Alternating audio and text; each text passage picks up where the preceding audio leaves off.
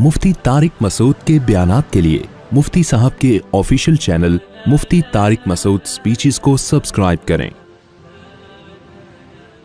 अल्हम्दुलिल्लाहि नहमदुहु व नस्तईनुहु व नस्तगफिरुहु व नु'मिनु बिही व नतवक्कलु अलैहि व नऊज़ु बिल्लाहि मिन शुरूरि अनफुसिना व मिन सय्यिआति अमालिना मन यहदिहिल्लाहु फला मुदिल्ल लहु व मन युद्लिल फला हादिय लहु व नशहदु अन ला इलाहा इल्लल्लाहु वहदहु ला शरीक लहु व नशहदु अन्न मुहम्मदन अब्दुहु व रसूलुहु सल्लल्लाहु तआला अलैहि व अला आलिहि व अस्हाबिहि वबारक वसल्लम तस्लीमन कसीरन कसीरा अम्मा बाद फ़अऊज़ु बिल्लाहि मिनश शैतानिर रजीम बिस्मिल्लाहिर रहमानिर रहीम इन्नल इंसाना खुलिक़ हलूआ इज़ा मस्सहु शर्रु जज़ूआ व इज़ा मस्सहुल खैरु मनूआ इल्लल मुसल्लीन अल्लज़ीना हुम अला सलातिहिम दाइमून। सूरह मारिज की आयत हैं जिन पर दस चल रहा है।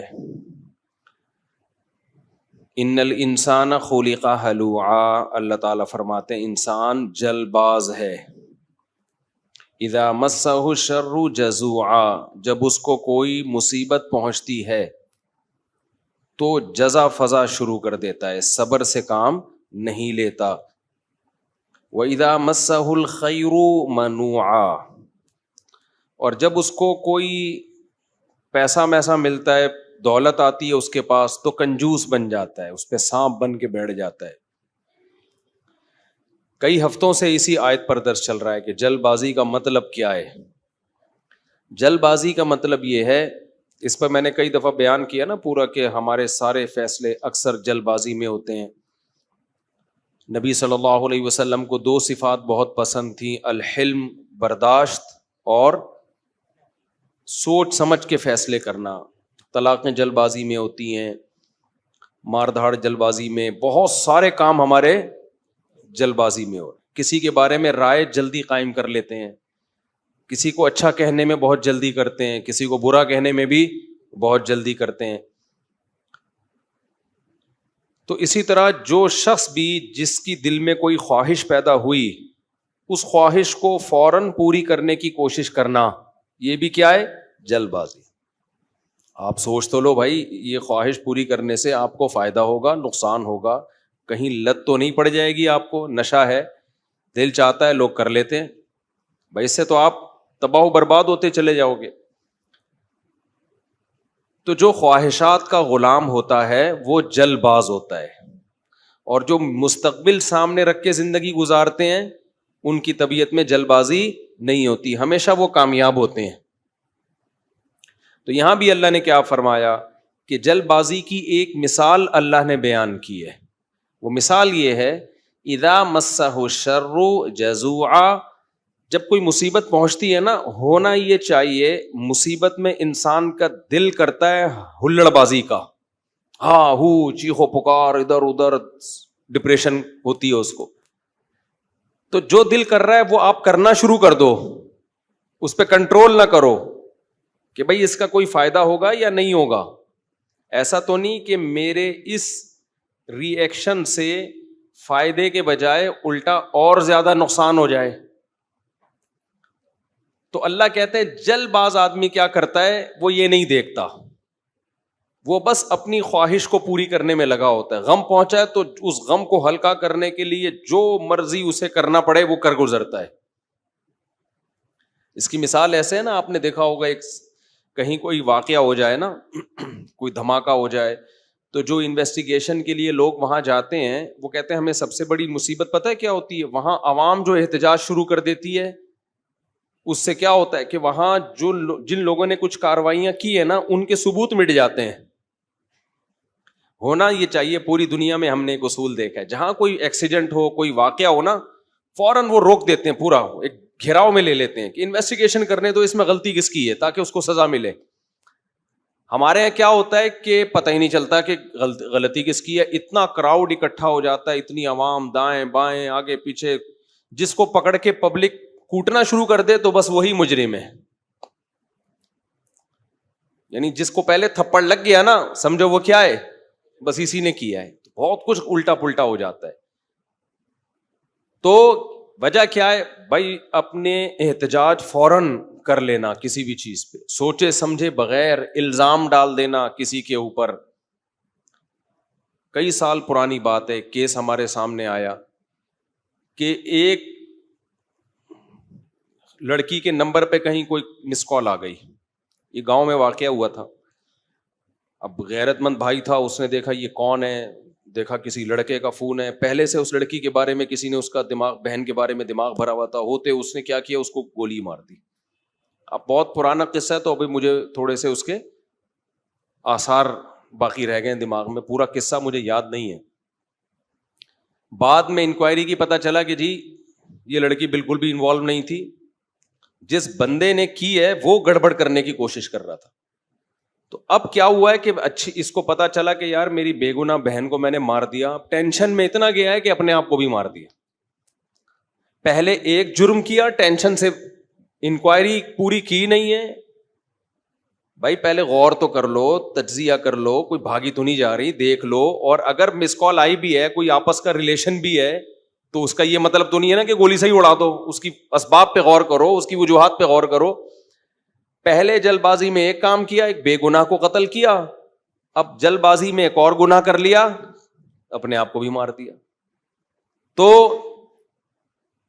ہمیشہ جلد بازی میں انسان سے غلط کام ہوتے ہیں, ٹھیک کام نہیں ہوتے. کتنی بڑی سے بڑی ٹینشن ہونا, ٹائم سب سے بہترین مرہم ہے, یہ خوب یاد رکھو. جب میرے پاس کوئی پریشان آدمی آتا ہے نا, جس کو کوئی بہت بڑا غم پہنچا ہو اور اس کی حالت خراب ہو رہی ہو, میں اسے ایک بات لازمی کہتا ہوں کہ وقت سے بہترین مرہم دنیا میں کوئی نہیں. یہ ٹائم گزار لو, اس ٹائم کو کیا کرو, گزارو بس. جیسے جیسے ٹائم گزرے گا نا, حالات اپنے آپ کو خود ہی ایڈجسٹ کرتے چلے جائیں گے. اللہ نے انسان کے باڈی میں ایسی ایک لچک رکھی ہے. میں نے ایک ڈاکٹر صاحب سے پوچھا, ڈاکٹر صاحب اب پین کلر ایجاد ہو گیا ہے, درد ہوتا ہے, لوگ ٹیکا لگاتے ہیں, پہلے زمانے میں کیا ہوتا تھا؟ داڑھ کے درد کی تکلیف کتنی زیادہ ہوتی ہے نا, داڑھ کا درد ہو رہا ہو, اب تو پین کلر کھا لیتے ہیں لوگ. تو کیا کرتے تھے, 2-4 دن کے بعد تو مرنے لگتے ہوں گے. انہوں نے کہا اللہ نے ایسا سسٹم بنایا ہے, پین جب زیادہ عرصہ چلتا ہے نا, باڈی یا تو وہ خود ہی باڈی اس کو کم کر دیتی ہے, یا وہ فیل ہونا کم ہو جاتا ہے. تو اللہ بھی تو ہے نا, اللہ کی میاں کا بھی تو ایک سسٹم ہے بنایا ہوا. جیل میں جو لوگ قید میں چلے جاتے ہیں, لمبے لمبے عرصے قید رہتے ہیں, جب وہ چھوٹ کے آتے ہیں بتاتے ہیں کہ شروع میں ہم 2-3 دن خودکشی کے خیال آتے تھے اس کوٹری میں, یار کیسے نکلیں گے, کہاں جا کے سر مارے. کہہ رہے ہیں 1 ہفتہ 2 ہفتہ 3 ہفتہ 4 ہفتہ, اس کے بعد یوز ٹو. کیا ہو گئے؟ ایک آدمی 4 سال جیل میں رہ کے آیا, 4 سال. کہتا ہے 4 سال میں نے دھوپ, اچھا بھلا آدمی بھی بہادر آباد اور ڈیفینس کا جو لگژری لائف اسٹائل میں ٹائم گزارا. میں نام نہیں بتاؤں گا, بدنام ہو جائے گا بیچارہ, ایسا نہ ہو مزید کوئی رشتہ ہی نہ دے اس کو. مدیز اس لیے کہ شادی شدہ ہے. خیر اس وقت کمارا تھا وہ, تو وہ کسی شبہ میں اٹھا کے لے گئے اس کو. اچھا بھلا ڈیفینس یا بہادر آباد کا لڑکا تھا. بہادر آباد بھی اچھا ایک ایسا علاقہ ہے, لگژری لائف اسٹائل میں پلا, زیادہ ٹائم اس کا یورپ اور یعنی یورپ میں گزرا ہے. کسی شبہ میں اٹھا لیا اس کو. 4 سال اس نے دھوپ نہیں دیکھی. کہہ رہے میں جب اندر گیا ہوں نا, ایک پپو فیملی کا, برگر فیملی کا بچہ اندر گیا تو کیا حال, لیکن کچھ چیزیں سنی ہوئی تھیں, علماء کی تقریریں, کچھ صبر سے متعلق, کچھ ایک کہ بھائی جب مصیبت اللہ کی طرف سے آتی ہے اس میں اجر اللہ کی طرف سے. بھائی قصور تو نہیں تھا اس کا, اب یہ تو اللہ کی طرف سے مصیبت ہے. نبی صلی اللہ علیہ وسلم نے فرمایا ایک کانٹا بھی چبھتا ہے نا, اس پہ بھی اجر ملتا ہے. اللہ تھوڑی غافل ہے, ہر چیز آزمائش ہے ہمارے لیے. خوب سمجھ لو, اتفاق سے کچھ بھی نہیں ہو رہا. یہ جو ہم سمجھتے ہیں نا بائی چانس ایسا ہو گیا ہے, یہ ہمیں دیکھنے میں ایسا لگ رہا ہوتا ہے, ورنہ بائی چانس کچھ بھی نہیں ہوتا. جو کچھ ہو رہا ہے اللہ کے ارادے سے ہو رہا ہے. خوشی بھی پہنچ رہی ہے اللہ کے ارادے سے, غم بھی پہنچ رہا ہے اللہ کے ارادے سے. تو نبی نے فرمایا کہ جس کو خوشی پہنچتی ہے نا مسلمان کو, کافر کو خوشی پہنچتی ہے کہتے بائی چانس, یہ ہو گئے میری لک ہے, وہ لک کہتا ہے اس کو, لک ہے. ایک دفعہ میں ایک ڈاکومنٹری دیکھ رہا تھا, یہ جو کروڑوں اسپم ہوتے ہیں نا جو ماں کے رحم میں جاتے ہیں, جن میں سے ایک کو اللہ سلیکٹ کرتے ہیں انسان بنانے کے لیے. تو ڈاکومنٹری میں کسی گورے لکھا ہوا تھا کہ آئی ون دس میچ، یعنی کروڑوں خربوں میں یہ میچ جیت گیا. ٹھیک ہے، او بھائی تو نہیں جیتا ہے، یہ سلیکشن کس کی ہے؟ اللہ کی ہے. وہ کہہ رہے ہیں بھی بائی چانس ہو گیا کہ میں پیدا ہو گیا. بائی چانس کوئی بھی نہیں ہوتا، سب کس کا ارادے سے ہو رہا ہے؟ اللہ کے. اللہ نے تجھے پیدا کرنے کے لیے کمبخت سلیکٹ کیا ہے، اور اللہ پھر کہہ رہے ہیں نحن خلقناکم، ہم نے تمہیں پیدا کیا، ہمارا احسان ہے، تو اب اس احسان کا بدلہ دو. تو جہاں آپ یہ کہیں گے نا اتفاق سے ایسا ہو رہا ہے، وہاں خوشی پہ اتراؤ گے بھی اور غموں پہ ٹینشن میں بھی آؤ گے. یار کیوں ہو گیا میرے ساتھ؟ اچھا ہٹلر کتنا روتا رہتا آخری عمر تک، تبھی پھر وہ خودکشی کر لی اس نے کہ یار ایک ہفتہ پہلے میں رشیا پہ اٹیک کر دیتا، ہاں یار کتنی بڑی غلطی ہوئی ہے مجھ سے. وہ کہتے ہیں ایک ہفتہ پہلے اٹیک کر دیتے نا تو رشیا کا نقشہ کچھ اور ہوتا. وہ ایک ہفتہ رہ گیا، پتہ نہیں پولینڈ ولینڈ کے کس کے چکر میں رہ گیا، تو وہ رشیا نے اٹیک کر کے اس کی ایسی کی تیسی کر دی. تو روتا رہتا تھا وہ. ابے روتا رہتا نہیں، تو نے جو کچھ حرکتیں کی ہیں تو اللہ نے تجھے کیا دیا اس کا بدلہ. خیر تو توبہ کر لیتا، مسلمان ہوتا تو کیا کہتا؟ یار اللہ کی طرف سے چپت لگ گئی ہے میرے، اب توبہ استغفار کر لو. اور توبہ ایسی خاندانی چیز ہے یار، کچھ بھی ہو جائے. ہٹلر مسلمان ہوتا، کہتا میں نے ہزاروں لاکھوں انسانوں کو قتل کر دیا، بند کمرے میں جا کے گڑ گڑا لیتا اللہ سے معاف کر دے اللہ. دنیا کو نہیں پتا چلتا، اللہ کیا کر دیتا؟ معاف. لیکن چونکہ کافر تھا تو کیا ہوا ہے، اس نے قوم کا مجرم تھا وہ، اس نے کہا کیا کر سکتے ہیں، اس کو پتا تھا پبلک نہیں چھوڑے گی، تو اٹھا کر کے مارکیٹ سے اپنے آپ کو شارٹ کر لیا. انجام بھی برا، زندگی بھی بری. مسلمان کی زندگی بری ہو، کم از کم انجام اچھا اس کے اختیار میں ہوتا ہے. یار اللہ کو منا لو. اللہ کہتا ہے 100 انسانوں کے قاتل کو بھی میں بخش دوں گا. خیر میں وہ واقعہ سنا دوں میں. تو وہ کیا ہوا ہے کہ وہ بہادر آباد کا پپو بچہ جو ہے نا، کہاں چلا گیا؟ جیل میں.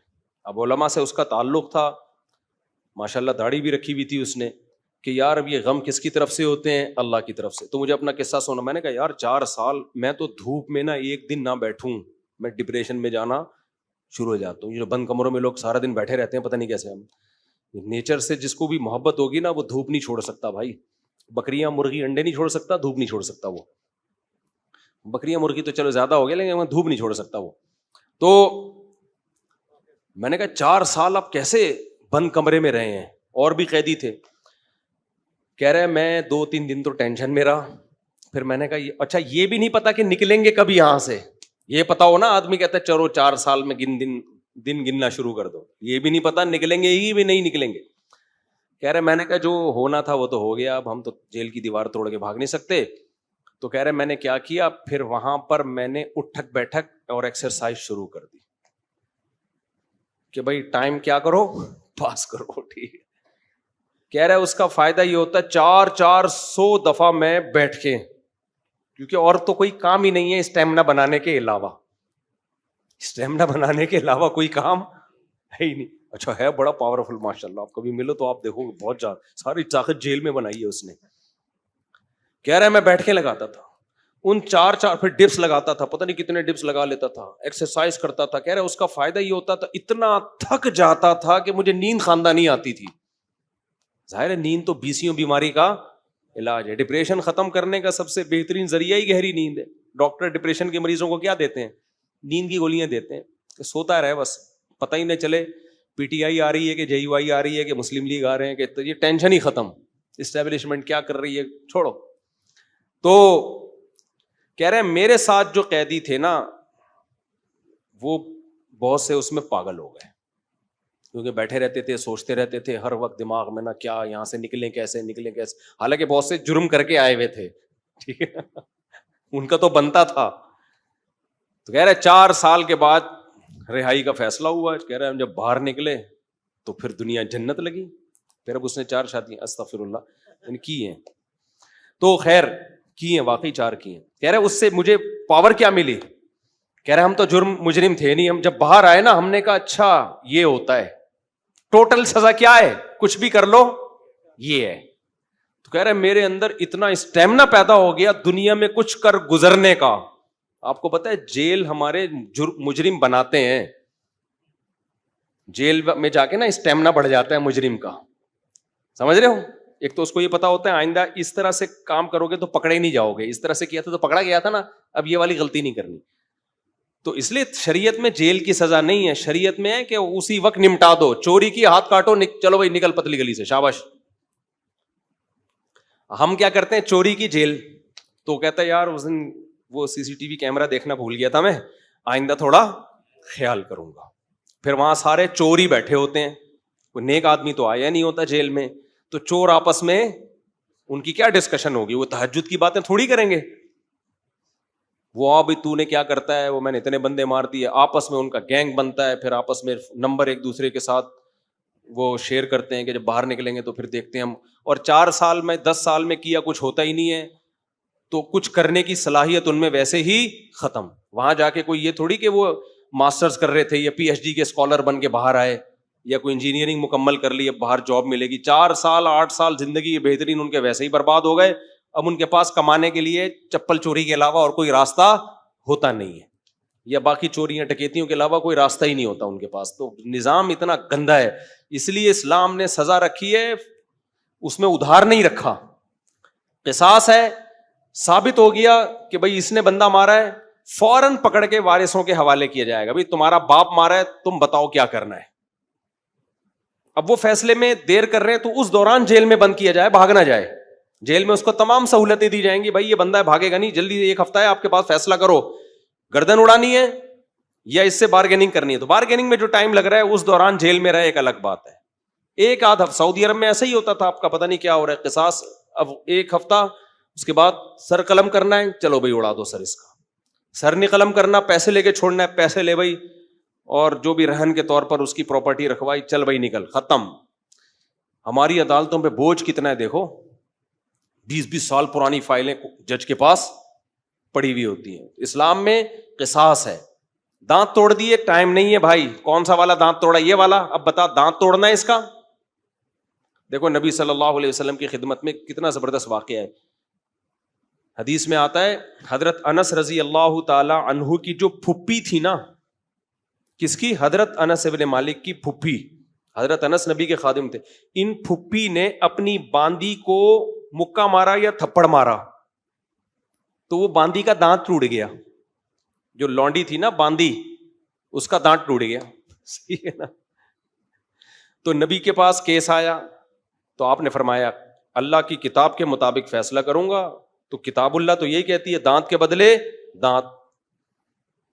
تو اب بڑے مسئلہ ہو گیا کہ بھائی یہ تو اتنے خاندانی لوگ ہیں, اور باندی یہ تو لونڈی ہے, لونڈی کا دانت ٹوٹ گیا, ملازم کو تھپڑ مارا, دانت ٹوٹ گیا, تو اب سیٹھ صاحب کا بھی دانت توڑا جائے کیا؟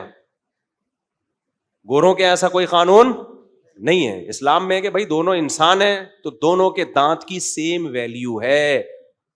تو نبی نے فیصلہ کیا دانت کے بدلے دانت توڑا جائے گا. یہ بھی نہیں دیکھا کہ انس بن مالک میرے شاگرد ہیں, 10 سال میری خدمت کی ہے, تو اتنی خدمت گزار ہیں, تو ان کی پھوپھی کے ساتھ میں رعایت کروں. فرمایا نہیں, میں فیصلہ کروں گا کتاب اللہ کے مطابق. تو کتاب اللہ میں کیا تھا؟ دانت. اچھا, باندی کو یہ توقع نہیں تھی کہ میری جو مولا ہے, آقا ہے, اس کے دانت توڑے جائیں گے. ان لوگوں کو یہ توقع نہیں تھی. تو جب نبی نے فیصلہ کیا نا, تو پھر انہوں نے پھر معاف کر دیا کہ بھائی, انہوں نے کہا کہ یہ تو ہماری مولا ہے, مالکن ہے, میں اس کا دانت کیسے توڑ سکتی ہوں. تو پھر انہوں نے خود ہی معاف کر دیا. تو پھر نبی نے, کیونکہ اس کو حق ہے, تو کیس 2 منٹ میں کیا ہو گیا, ختم. اگر انگریز کی حکومت ہوتی یا ہماری پاکستانی حکومت ہوتی, اب تک چل رہا ہوتا وہ کیس. دونوں مر چکے ہوتے, دونوں قبروں میں جا چکے ہوتے, ابھی تک ان کے دانت کے کیس کی فائلیں بولو موجود ہوتی, اور پوسٹ مارٹم ہو رہا ہوتا, کون سا والا دانت ٹوٹا تھا, ہلا تھا یا ٹوٹا تھا, ان کے مکے سے ٹوٹا. ایسا گندا غلیظ نظام ہمارے اوپر مسلط ہے, اس میں انصاف کے علاوہ سب کچھ ملے گا آپ کو. تو اسلام نے کیش سزائے رکھی ہے, ٹھک ٹھک ٹھک کر کے, کہ بھائی تھپڑ کے بدلے میں کیا ہے, تھپڑ. تو قصاص کا نظام رکھا ہوا ہے اللہ میاں نے بڑا زبردست. وَكَتَبْنَا عَلَيْهِمْ فِيهَا أَنَّ النَّفْسَ بِالنَّفْسِ وَالْعَيْنَ بِالْعَيْنِ وَالْأَنْفَ بِالْأَنْفِ وَالْأُذُنَ بِالْأُذُنِ وَالسِّنَّ بِالسِّنِّ وَالْجُرُوحَ قِصَاص. کیا زبردست آیت ہے. اللہ فرماتے ہیں ہم نے لکھ دیا ہے, آنکھ کے بدلے آنکھ. کسی نے تمہاری آنکھ پھوڑی ہے, تم کورٹ میں جاؤ گے, جی اس نے آنکھ پھوڑی ہے, یہ ثابت کرو گے, دلائل سے ثابت کر دیا, کورٹ کہے گی تو بھی پھوڑ دے اس کی یہ والی آنکھ. البتہ یہ کام ڈاکٹر سے لیا جائے گا, ویسا نہ ہو پھوڑنے پھاڑنے میں کچھ اور ہی نہ پھوڑ پھاڑ دے, اتنا لمبا چھورا مارے کہ پیچھے سے ہی نکال دے. تو اس میں ماہرین سے مدد تو لی جائے گی, لیکن یہ ہوگا بھائی آنکھ ضائع کی ہے تو تمہاری بھی آنکھ ضائع کی جائے گی. دانت توڑا ہے, سن بسنی, دانت کے بدلے دانت, سمجھ رہے ہو؟ تو یہ پوری قرآن نے ڈیٹیل بیان کی ہے. یہ ہوتا ہے انصاف, اٹ از کالڈ انصاف. اس میں جس نے جرم کیا شراب پی کے آیا تھا یا بغیر شراب کے کیا ہے, اس سے کوئی فرق نہیں پڑتا. یورپ امریکہ میں ہوتا ہے پی کے آپ نے دانت توڑ دیا تو کہتے ہیں سزا ہلکی ہے, کیونکہ آپ پیے ہوئے تھے, آپ کو ایکچولی پتہ نہیں تھا کہ میں کیا کر رہا ہوں. اسلام کہتا ہے پینا یہ آپ کا ہیڈیک ہے, جو جرم پینے کے بعد ہوگا آپ کو اس کی پوری پوری سزا ملے گی. تبھی اسلام میں احناف کا یہ موقف ہے کہ شراب پی کے طلاق دے دی تو ہو جائے گی. آپ یہ نہیں کہہ سکتے کہ میں نشے میں تھا, ہو جائے گی طلاق. کسی حدیث سے نہیں ہمیں پتا چلتا کہ نشے میں طلاق واقع نہیں ہوتی, خوب سمجھ لو. تو اگر شراب کسی نے خود پی ہے تو وہ اس کا ایسا نہیں ہے کہ اپنے تصرفات اس کے کالعدم ہوں گے, تو بندہ مارے گا. شراب پی کے بندہ قتل کر دیا نا تو شرابی سے قصاص لیا جائے گا. حالانکہ قصاص تو ایسی چیز ہے جو شبہے سے بھی ساقط ہو جاتی ہے, سمجھ رہے ہو؟ دیکھو ایک مثال دیتا ہوں. آپ نے ڈنڈا گھمایا, کسی کے سر پھوڑ دیا, وہ مر گیا, تو قصاص نہیں ہے, آپ کو قتل نہیں کیا جائے گا, دیت دی جائے گی. وجہ اس کی یہ کہ اس میں اس بات کا امکان تھا کہ ہو سکتا ہے یہ قتل نہ کرنا چاہ رہا ہو, غلطی سے بندہ مر گیا ہو. جیسے موسیٰ علیہ السلام نے تھپڑ لگایا تھا قتل کرنے کی نیت سے تھوڑی, تو وہ بندہ ہی مر گیا. اب اس میں قصاص تھوڑی ہے بھائی, ہم نے جان کے تھوڑی مارا ہے. تو ڈنڈے میں اس بات کا امکان ہوتا ہے کہ بھائی ویسے ہی پتھر مار رہا ہو تو قتل کی ارادہ نہ ہو. آلہ جارحہ جسے کہتے ہیں نا, جو قتل ہی کے لیے بنے, بندوق ہے, چاقو ہے, اس سے کوئی مارے گا تو قصاص ہے. سمجھتے ہو کہ نہیں سمجھتے؟ ہاں, ڈنڈے سے کسی نے مارا اور دلائل سے پتا چل گیا کہ اس کی نیت ہی قتل کرنے کی تھی, وہ ایک الگ بات ہے. لیکن نارملی جو ہے نا, جب قتل کے لیے آلہ جارحہ کا ہونا ضروری ہے. اب مسئلہ یہ ہے, میں بات ہی پتہ نہیں بھول گیا جو بتانا چاہ رہا تھا. یہ میں نے ڈنڈے والی مثال کیوں دی ہے؟ ہاں دیکھو, میں بتانے کا مقصد یہ تھا کہ ذرا سا بھی شبہ آ جائے نا کہ پتہ نہیں اس کی نیت قتل کی تھی یا نہیں تھی, تو اس کا فائدہ کس کو ہوگا؟ قاتل کو. اس سے قصاص نہیں لیا جائے گا, کیونکہ ہو سکتا ہے یہ قتل نہ کرنا چاہ رہا ہو, غلطی سے بندہ مر گیا ہو, یہ تو سر پھوڑنا چاہ رہا ہو, خالی تھپڑ مارنا چاہ رہا ہو. لیکن شراب پی کے کسی نے بندہ مار دیا نا چاقو سے یا بندوق سے, یہاں شریعت قاتل کو فیور نہیں دیتی. حالانکہ زیادہ فیور بنتا ہے, یار اس کی نیت تھوڑی تھی, وہ تو پی کے ٹہل رہا تھا. تو احناف یہی کہتے ہیں, امام حنیفہ, کہ جب قاتل کو شراب کے بعد اتنا سا فیور نہیں دیا جا رہا, حالانکہ اس کا دماغ کام نہیں کر رہا, تو طلاق تو قصاص سے کم درجے کی چیز ہے. اس میں اگر کوئی پی کے طلاق دے گا نا تو ہو جائے گی, سمجھتے ہو؟ کیونکہ اس کے اس جرم کو فیور نہیں دیا جائے گا اس پہ, کیونکہ پی کیوں تو نے. وہ کہہ سکتا ہے نا میں تو پی ہوئی تھی تو مجھے کیا پتا, پینے سے پہلے تو تجھے پتا تھا نا, پینے کے بعد کچھ بھی ہو سکتا ہے, بندہ بھی مر سکتا ہے, بیوی کو ڈیورس بھی ہو سکتی ہے. یا ایک مشہور سوال ہے کہ پی اس نے, سزا بیوی کو کیوں دے رہے ہو؟ تو طلاق میں شریعت نے مرد کے تصرف کا اعتبار کیا ہے, اس میں عورت کی پوزیشن کو نہیں دیکھا ہے کہ وہ مظلوم تھی یا ظالم تھی. مرد کی, کیونکہ طلاق کہتے ہیں مرد کی ملکیت سے چیز کا نکلنا, اس میں شریعت نے یہ سمجھا ہے نقصان مرد کا زیادہ ہو رہا ہے. سمجھتے ہو کہ نہیں سمجھتے ہو؟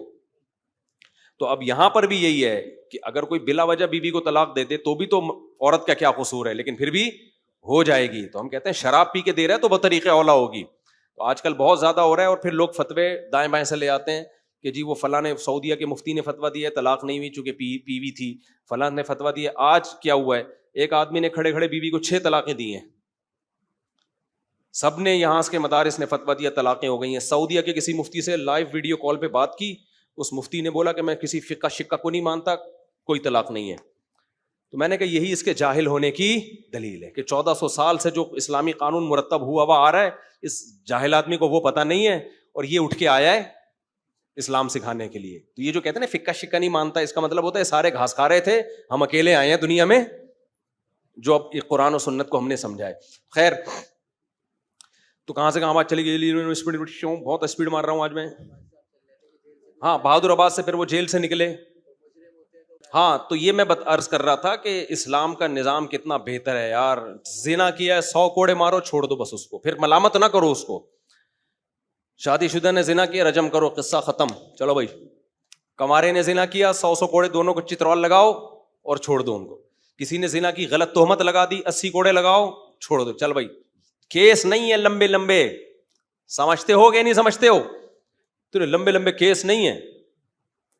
تو ہمارے یہاں تو بہت ہی گندا نظام چل رہا ہے یار، اللہ بچا کے رکھیے، جیلوں سے اللہ بچائے. جیلوں میں خارش کی بیماریاں لگتی ہیں، پتہ ہے آپ کو، ایک دوسرے کی پھوڑے پھنسیاں ٹرانسفر ہو رہے ہوتے ہیں. گندگی کا ایک نظام ہے، بہت ہی گندا نظام ہے جیلوں کا. تو وہ صاحب جیل میں 4 سال جب کاٹ کر آئے تو کہہ رہے ہیں میں اتنا کانفیڈنس پیدا ہو گیا. لیکن چونکہ بندہ 2 نمبر نہیں تھا، جب 2 نمبر نہیں تھا تو برائیوں کی طرف نہیں گیا، اچھائیوں میں کانفیڈنس پیدا ہو گیا. تو اچھائی آپ کو پتا ہے، جس نے میرے بیان سنے ہو ایک اچھائی تو اس کو پتہ ہی ہوتی ہے کہ شادیاں میں نے 4 کرنی ہے. تو کہہ رہا میں جیل سے باہر نکلا نا، بیانات میرے سنے ہوئے تھے، تو کہتا ہے میں نے سوچا کہ اب کسی کا باپ میرے کو روک کے دکھائے 4 شادیوں سے، کیونکہ اتنی ٹینشن جیل میں کہہ رہا ہے میں نے اٹھا لی ہے کہ اب ٹینشن میرے لیے مسئلہ نہیں. کیونکہ دوسری میں آدمی ٹینشن کی وجہ سے نہیں کرتا نا، کہہ رہا ٹینشن کی ایسی کی تیسی.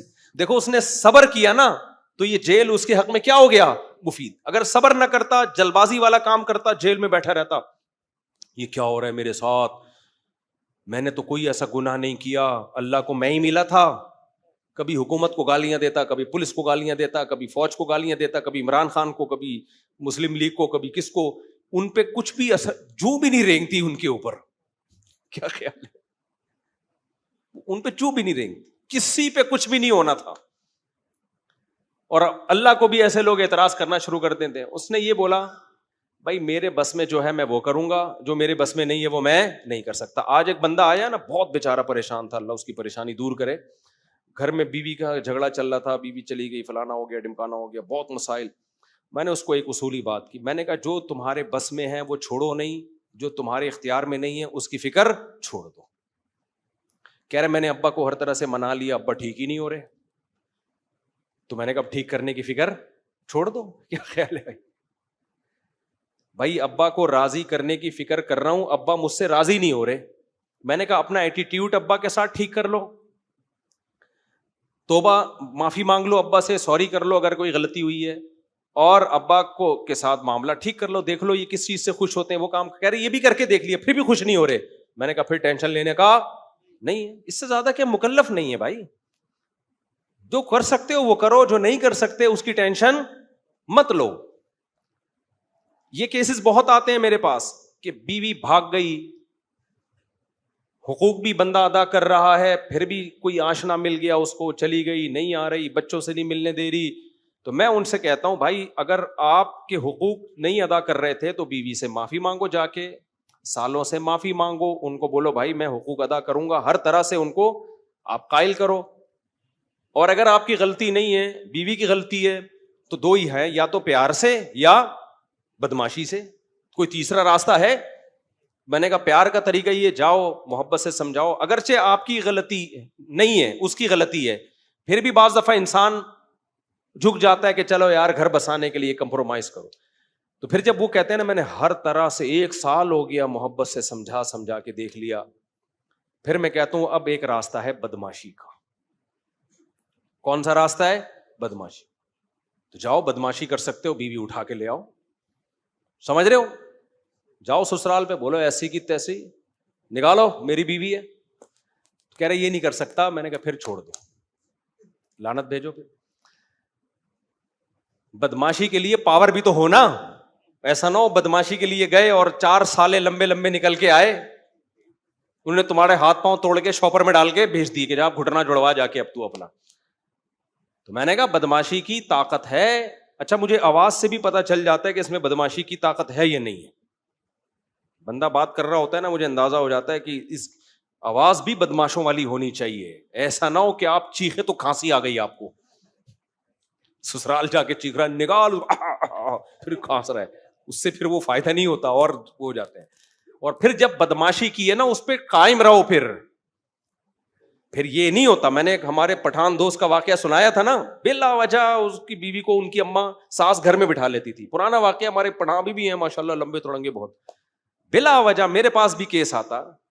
ایک دن وہ گئے جا کے گھر میں گھسے، بولا ساس سے بولا دے میری بیوی کو، کیوں آگے بیٹھی ہوئی ہے یہاں پہ؟ حقوق ادا کر رہے تھے وہ. ایسے ہی جا کے بدماشی کی ہے نا, وہ بےچارے کانپنے لگے. انہوں نے بولا لے جا بھائی, لے جا بھائی, یہاں ایسا نہ ہو کوئی بندہ نہ کچھ مر جائے یہاں پہ. حالانکہ اس نے کوئی قتل کی دھمکی نہیں دی. تو لے آئے, ماشاء اللہ 4-5 سال ہو گئے, ہنسی خوشی زندگی گزر رہی ہے. تو بعض مسئلے حل کس سے ہوتے ہیں؟ بدماشی سے حل ہوتے ہیں, جو صحیح طریقے سے حقوق نہیں ادا کر رہے. اسی طرح داماد بھی بدماشی سے بعض دفعہ قابو میں آتا ہے. صرف یہ بیوی کا معاملہ نہیں ہے, داماد صحیح طرح حقوق ادا نہیں کر رہا ہوتا, تو وہاں بھی میں کہتا ہوں یار یا تو بدماشی کرو, محبت سے پہلے سمجھاؤ, نہیں آ رہا بدماشی سے نہیں ہو رہا, تو پھر تمہارے پاس ایک ہی راستہ ہے, علیحدگی لو اس سے, سمجھتے ہو, یا پھر کمپرومائز کرو, اسی طرح ظلم سہتے رہو بیٹھ کے. تو مشہور ہے کہ گھی اگر سیدھی انگلی سے نہ نکلے تو کیسے نکالنا پڑتا ہے؟ ٹیڑھی انگلی سے نکالنا پڑتا ہے, سمجھتے ہو. تو اس کے بڑے بڑے بین الاقوامی سطح پہ بھی یہی اصول ہے, ٹھیک ہے نا. بین الاقوامی ملکوں کی جنگوں میں بھی یہی اصول ہے کہ ہر جگہ محبت نہیں چلتی ہے. ہر جگہ آپ میں اگر طاقت ہے تو پھر آپ کو بدماشی دکھانی پڑتی ہے. تو وہاں بھی میں لوگوں سے یہ کہتا ہوں بھائی گھریلو جھگڑا چل رہا ہے, جو آپ کے اختیار میں ہے وہ کرو, جب نہیں ہو پا رہا نا اس کا مطلب آپ معاملہ آپ کے اختیار سے باہر ہے. پھر یہ دیکھو, یہ مت دیکھو کون صحیح ہے کون غلط ہے. اس بحث میں پڑھنے کا فائدہ کیا ہے؟ لوگ آ کے مجھے کہہ رہے تھے میری بیوی غلط ہے غلط ہے. میں کہتا ہوں یار غلط ہے صحیح ہے, تو کر کیا سکتا ہے؟ تو کر کیا سکتا ہے تو؟ اب اس بحث میں پڑھنے کا فائدہ کیا کہ غلط ہے یا صحیح ہے؟ جب آپ کچھ کر نہیں سکتے تو لعنت بھیجو, دفع کرو یار, مٹی پاؤ. پھر کیا کرو؟ میں نے کہا ایک اور شادی کرو بس. کہنے کوئی رشتہ نہیں دے گا, میں نے کہا تلاش کرتے رہو, کیونکہ رشتہ تلاش کرنا آپ کے اختیار میں ہے. کسی کو قائل کر کے اس سے زبردستی چھین لینا آپ کے اختیار میں نہیں ہے. تو بس گزارا چلاؤ ایسے ہی, اس وقت تک کمارے چھڑے چھاٹ رہو. کہہ رہے گناہ کا خطرہ ہے, میں نے کہا بچو گناہ سے, روزے رکھو جو اسلام نے بتایا. کہہ رہے اللہ نہ کرے پھر بھی ہو جائے تو توبہ استغفار کرو. ہونے کے بعد اب اس کو ریورس تو نہیں کیا جا سکتا نا. گناہ ہونے سے پہلے کے اصول یہ کہ بچو, ہونے کے بعد اب ریورس نہیں ہو سکتا. یہ ہمارے اختیار میں نہیں ہے کہ ہم کہیں کہ اب ماضی میں جو ہو چکا اس کو, ماضی کو اللہ کو کہیں. یہ تو جہنم میں جب جہنمی جائے گا نا, اللہ سے یہی کہے گا دوبارہ بھیج دے, ریورس کر دے سارا عمل. بہت انسان کا بچہ بن کے زندگی گزاروں گا. اللہ کیا کہتے ہیں؟ پاسٹ کبھی ریورس نہیں ہوتا, ماضی کبھی تبدیل نہیں ہوتا. تو جو گناہ ہو گیا وہ ہو گیا, اب اس پہ کہ دوبارہ جا کے بچوں میں نہیں ہو سکتا. اب آپ کے اختیار میں یہی ہے کہ اللہ کو توبہ کر کے گڑ گڑا کے منانے کی کوشش کرو. زندگی کا اصول کھوپڑی شریف میں آ رہا ہے کہ نہیں آ رہا؟ جو اپنے اختیار میں, مولانا شرف علی تھانوی رحمۃ اللہ علیہ بات بہت زیادہ تاکید سے کہتے تھے, جو چیز آپ کے اختیار میں ہے اسے چھوڑو نہیں, اور جس چیز کے آپ کا اس پر اختیار نہیں ہے اس کے پیچھے مت پڑو. اب رو رہے ہوتے ہیں اپنی بیوی کی خاطر, بڑے اچھے لوگ ہوتے ہیں جو رو رہے ہوتے ہیں, کو یاد آ رہی ہے. میں کہتا ہوں بھائی دیکھو, آپ کو اس سے محبت ہے اس کو نہیں ہے, تو کیا کرو گے؟ نہیں, یا تو بدماشی یا محبت, دونوں ہی نہیں ہے. تو رونے کا حل ہے میرے پاس. کہتے میرا دل جل رہا ہے, رونے کا حل ہے. رونے کا حل یہ ہے کہ اس کو یاد کرنا چھوڑ دو, کہیں اور شادی کر کے دل ادھر لگاؤ. آہستہ آہستہ یہ دل کیا ہو جائے گا, یوں سمجھو مر گئی. مرنے کے بعد بھی تسلی آ جاتی ہے نا کچھ وقت کے بعد. یہ قبر میں جا کے لیٹ جاتا ہے آدمی, مٹی ڈال کے آتے ہیں, بھول بھلیا ہو جاتا ہے کچھ وقت, بڑے سے بڑی محبت ختم ہو جاتی ہے. تو یہ بھی کہ ختم ہو جائے گی, لیکن کمبخت علاج کرنا چاہتے ہی نہیں ہے نا. بار بار اس کو معشوقہ کو یاد کر کے ایئر کر کے ٹینشن لے گا, تو یہ ٹینشن تیری بنائی بھی ٹینشن ہے. تو اس کا نام لینا چھوڑ دو, نمبر بلاک کر دو, تذکرہ چھوڑ دو, اس گلی میں جانا چھوڑ دو جہاں سے سیٹنگ شروع ہوئی تھی. ساری یادیں چھوڑ دو اور اپنے آپ کو بزی کر لو کہیں اور. آہستہ آہستہ دماغ کیا ہو جائے گا, خالی. 1 سال لگے گا, 1.5 سال لگے گا, 2 سال لگے گا. اور اگر اس کی محبت ختم نہ بھی ہوئی نا, تو یہ جو جذبات ہیں یہ ختم ہو جائیں گے. تھوڑی سی رہ جائے گی, وہ نقصان نہیں دیتی, وہ غیر اختیاری ہے. سمجھتے ہو کہ نہیں سمجھتے ہو؟ تو بھائی زندگی گزارنے کا اصول یہ ہے کہ جو چیز اپنے اختیار میں ہے اسے چھوڑو نہیں, جو اختیار میں نہیں ہے اس کے پیچھے مت پڑو. اور یہ سوچ کے کہ غلط ہو رہا ہے, جتنا بھی ہو رہا ہے ہم اس کو ٹھیک نہیں کر سکتے. دیکھو ہر تھوڑے دنوں میں پیٹرول مہنگا ہوتا ہے کہ نہیں ہوتا؟ صحیح ہوتا ہے یہ یا غلط ہوتا ہے؟ کس قدر غلط ہوا ہے نا. اب میں ٹینشن لوں یار اتنے کی گاڑی نہیں ہے جتنے قسطیں نہیں جا رہی گاڑی کی جتنے کا ڈیزل جا رہا ہے, تو کیا میرے اس ٹینشن سے فائدہ ہوگا؟ بار بار بیٹھا ہوں میں یہ ہر وقت یہی تذکرے لے کے، ڈیزل مہنگا ہو گیا، پیٹرول مہنگا ہو گیا، ڈیزل مہنگا ہو گیا، پیٹرول مہنگا ہو گیا، ٹماٹر مہنگا ہو گیا، خربوزہ مہنگا ہو گیا، تربوز مہنگا ہو گیا، یہ مہنگا ہو گیا. اس سے خدا کی قسم گورنمنٹ پر، ہماری ڈھیٹ قسم کی گورنمنٹ پر تو سوال ہی پیدا نہیں ہوتا کوئی اثر پڑے. یہاں کراچی میں اتنا قتل ہو رہا ہے انسانوں کا، اس سے جب حکومت پہ فرق نہیں پڑ رہا تو ٹماٹر مہنگے ہونے سے کیا فرق پڑے گا؟ آئے دن لاشیں پڑی ہوئی ہیں نا کراچی میں. پرسوں کسی سفید ریش، چند دن پہلے سفید ریش بزرگ کو ڈاکوؤں نے مار دیا. وہ تو ڈاکو تو تھوڑی دیکھ رہے ہیں، جب گورنمنٹ پہ ان چیزوں کا اثر نہیں پڑ رہا تو ٹماٹر تو بات کی چیز ہے. تو اس سے کیا ہوگا، ہم سوچ سوچ کے سوائے اپنے آپ کو ٹینشن دینے کے کچھ بھی حاصل بولو نہیں ہوگا. دنیا میں بہت کچھ غلط ہو رہا ہے، ہم اگر اس غلط کے پیچھے ہم نے دیکھنا ہے ہم نے اس غلط کو صحیح کرنے کے لیے کیا کر سکتے ہیں. جو کر سکتے ہیں سوٹیبل طریقہ ہو، جذباتی باتیں نہ ہو. جذباتی باتیں بہت لوگ کر رہے ہوتے ہیں، سوٹیبل جو طریقہ ہے اس کو اختیار کیا جائے، اور جو آپ کے اختیار میں نہیں ہے اس کو چھوڑ دیا، اس پہ تبصرہ بھی نہ کرو. ایک بات خصوصی طور پہ خواتین کے لیے کہوں گا میں اس زمانے کے لحاظ سے، وہ کیا بات ہے؟ آج کل خواتین کی کمپلینز بہت آتی ہیں کہ مردوں کے چال چلن ٹھیک نہیں ہے. مردوں کے چال چلن، بولو، شاید آپ میں سے، آپ کے تو سب کے ٹھیک ہیں لیکن اگر کسی کے نہیں ہوں گے تو اس کو احساس ہوگا نا. مردوں کے چال چلن ٹھیک. یہ خواتین میں یہ یورپ کی بیماری تھی، انگریزوں کی، لبرل سیکولر لوگوں کی، جو اب اسلامی ملکوں میں بھی وہیں سے یہ گند امپورٹ ہوا ہے. گند وہاں تو بہت تھا تو یہ گند یہاں آ رہا ہے، اور ہمارا سیکولر لبرل طبقہ ان کے گند کو گند ماننے کے لیے تیار ہی نہیں ہے. میں نے ولاگ میں بتایا نا یورپ کی کچھ مغربی ملکوں کی کچھ اچھی چیزیں کچھ بری چیزیں، تو میں نے بری چیزیں بتائی نا تو نیچے لوگوں نے لکھا تھا مبالغہ آ رہی ہے، ایسا نہیں ہے، وہاں بہت سکون کی زندگی ہے. سکون کی ہے تو کتوں سے کیوں دل بہلا رہے ہو؟ تو بس کچھ لوگوں کو نا، کچھ لوگوں کے دماغ میں بیٹھ گئے ہیں، کچھ سافٹ ویئر غلط انسٹال ہو گئے ہیں. تو اب ایسی خواتین کو بھی ہم کیا مشورہ دیتے ہیں؟ بھائی آپ اپنے شوہر کو ٹھیک کرنے کی کوشش کرو، محبت سے ٹھیک ہو جائے، محبت دو اس کو، ادھر ادھر توجہ نہ جائے اس کی. محبت سے ٹھیک نہیں ہوتا. اچھا خواتین کمنٹس میں بہت ہوشیار ہوتی ہیں. میں نے ایک بیان میں کہیں کہا کہ آج کل خواتین اپنی فزیکل فٹنس کا خیال نہیں کرتی تو میاں پھر دائیں بائیں منہ مارتے ہیں. وہ باہر ہیروئنوں کو دیکھ رہے ہوتے ہیں، ایکٹریسز کو ایسی سلم اسمارٹ، اور بیوی کو آ کے دیکھتے ہیں تو آڑی ترچی بیچاری، تو وہ پھر منہ کہاں مارتے ہیں؟ باہر. نیچے بہت ساری خواتین کے کہ اور میاں اگر خود آڑا ترچا ہو، مجھے بڑی ہنسی ہے، اس کو بھی تو چاہیے نا. تو میں نے کہا یار بات بالکل صحیح ہے، جب اس کو آپ کہہ رہے ہو کہ وہ خیال رکھے تو آدمی کو بھی تو چاہیے نا. وہ بھی تو ہیروز دیکھ رہی ہے باہر جا کے. کیا خیال ہے بھائی؟ یہ میڈیا پہ اس کو بھی تو ایک ایک ہینڈسم اسمارٹ نظر آ رہا ہے، اور آدمی آڑا ترچا ٹیڑھا میڑا چل رہا ہے تو پتہ نہیں چل رہا کہ کرالنگ کر رہا ہے یا چل رہا ہے یہ. تو مجھے امام ابو یوسف کا قول یاد آ گیا ایک خاتون کے کمنٹس کے کہ کما احب ان تتزین لی تحب ان اتزین لہا. جیسے مرد کی خواہش ہوتی ہے کہ عورت اس کے لیے زینت اختیار کرے تو عورت کی بھی خواہش ہوتی ہے. یہ امام ابو یوسف جو امام حنیفہ کے شاگرد ہیں نا، یہ 1300 سال پہلے وہ کہہ گئے ہیں، 1300 سال پہلے اس زمانے میں، کہ جیسے مرد کی خواہش ہوتی ہے کہ بیوی اس کو اچھی لگے تو عورت کی بھی خواہش ہوتی ہے کہ میرا میاں مجھے انسان کا بچہ لگے. ٹھیک ہے نا؟ تو اس لیے انہوں نے اس کی ترغیب دی ہے کہ مرد کو بھی چاہیے کہ وہ اپنے حلیے کا خیال رکھے. تو امام یوسف کا یہ قول اور اس خاتون کے کمنٹ سے ایک اور واقعہ مجھے یاد آ گیا. ایک خاتون نے، جب میں فون سنا کرتا تھا، کہا کہ میرا میاں اتنا میلا ہے،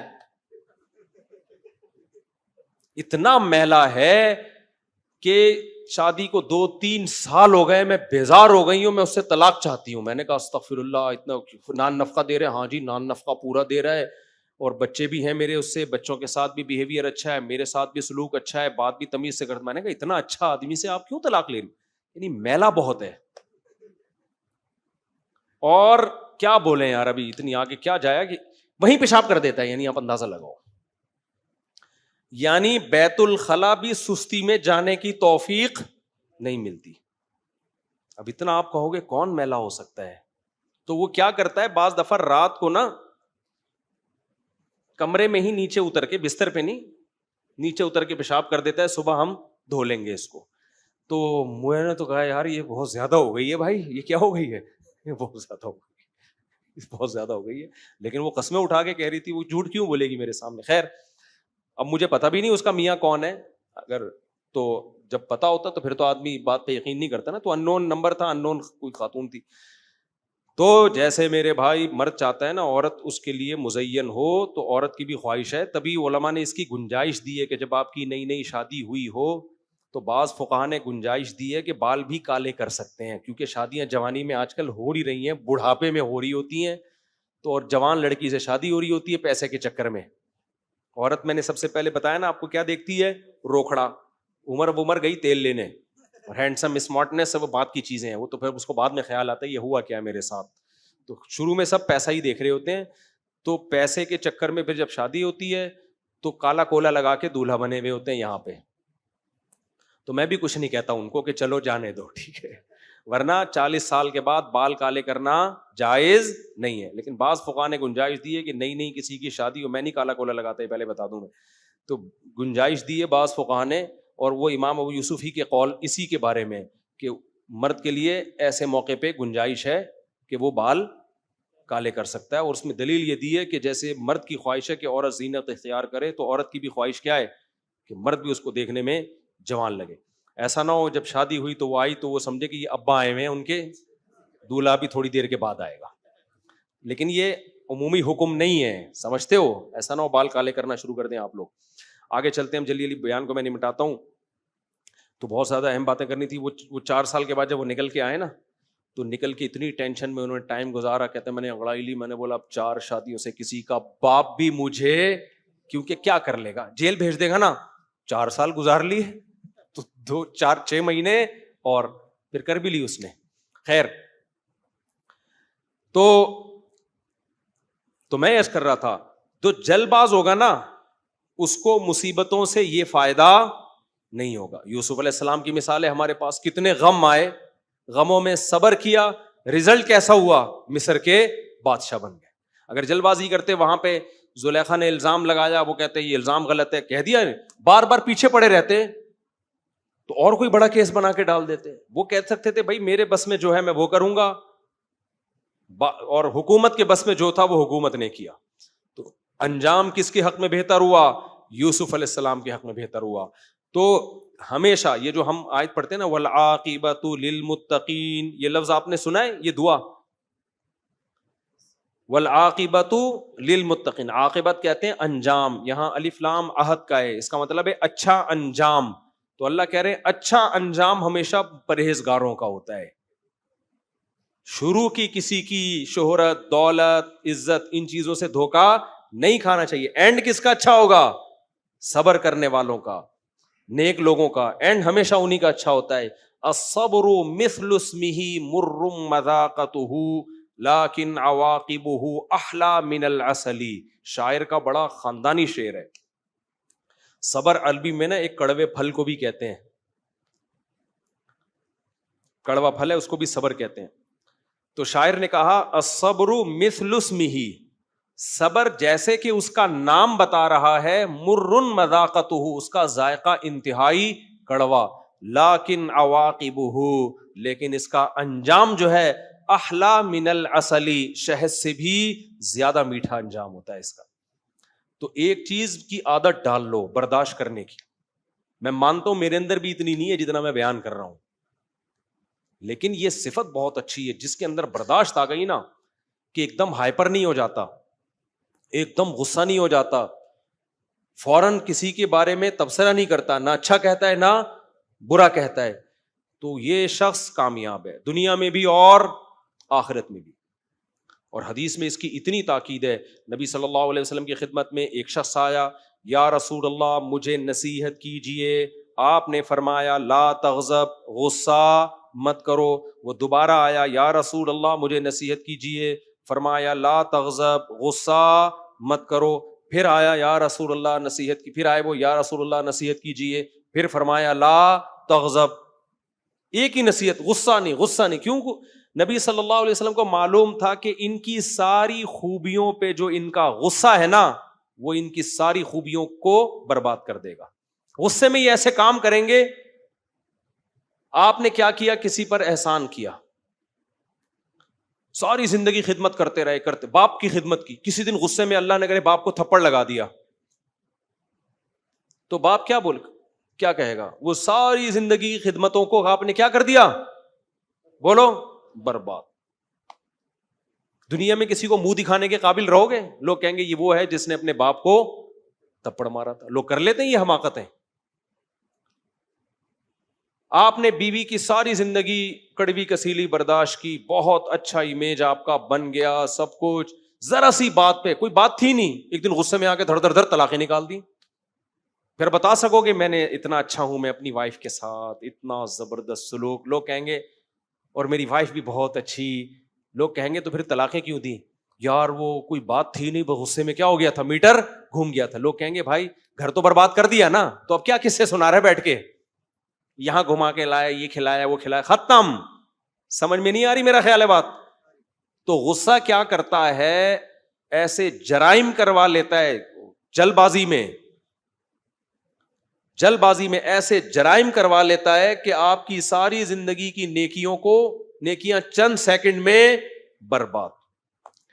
یہاں میں ایک اور بات آپ کو بتاؤں, پہلے میں وہ خاتون کا بتا دوں نا, کریکٹر لیس میاں مارکیٹ میں بہت آ رہے ہیں. کریکٹر لیس میاں, کیونکہ آج کل بے حیائی بہت ہے, تو اس سے تعلق. ایسی خواتین کو میں کہتا ہوں بھائی پہلے شوہر کو کیسے سمجھاؤ محبت سے, پھر اگر بدماشی ہو سکتی تو بدماشی کرو. پھر وہ کہتی ہیں بدماشی زیادہ کی تو چھوڑ دے گا, تو میں کہتا ہوں لے لو طلاق, کہیں اور شادی کرو, کہیں اور رشتہ نہیں آئے گا. آج کل طلاق یافتہ عورت کا رشتہ بولو بہت مشکل, بچے لے کے کہاں دھکے کھاؤں گی.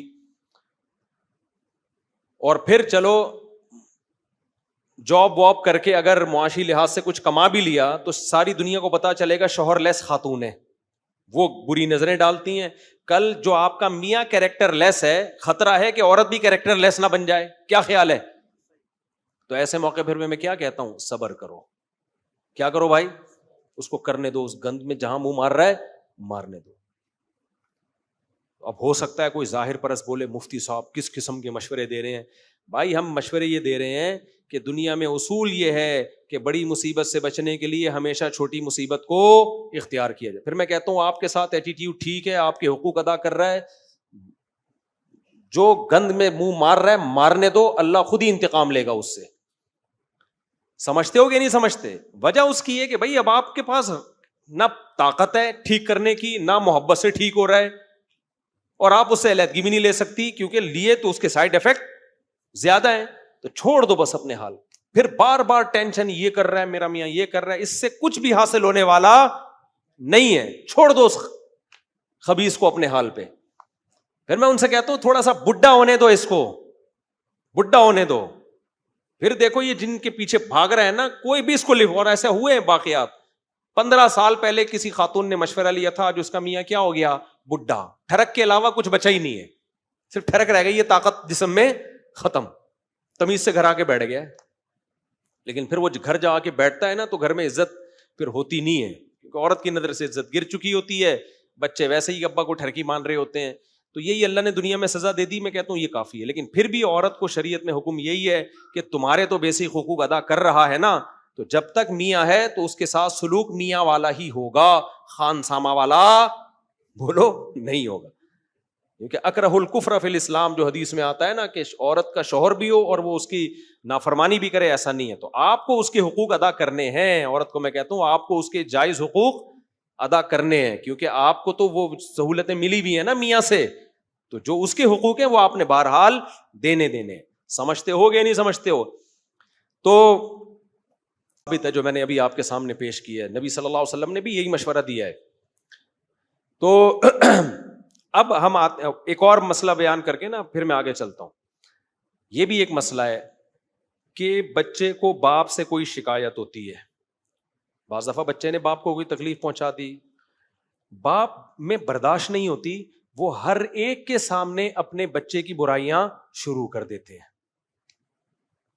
ان کو نہیں پتا ہوتا کہ میرا یہ کام بہت خطرناک ہے، اس سے میں اپنی اولاد کو اپنے آپ سے ہمیشہ کے لیے دور کر رہا ہوں.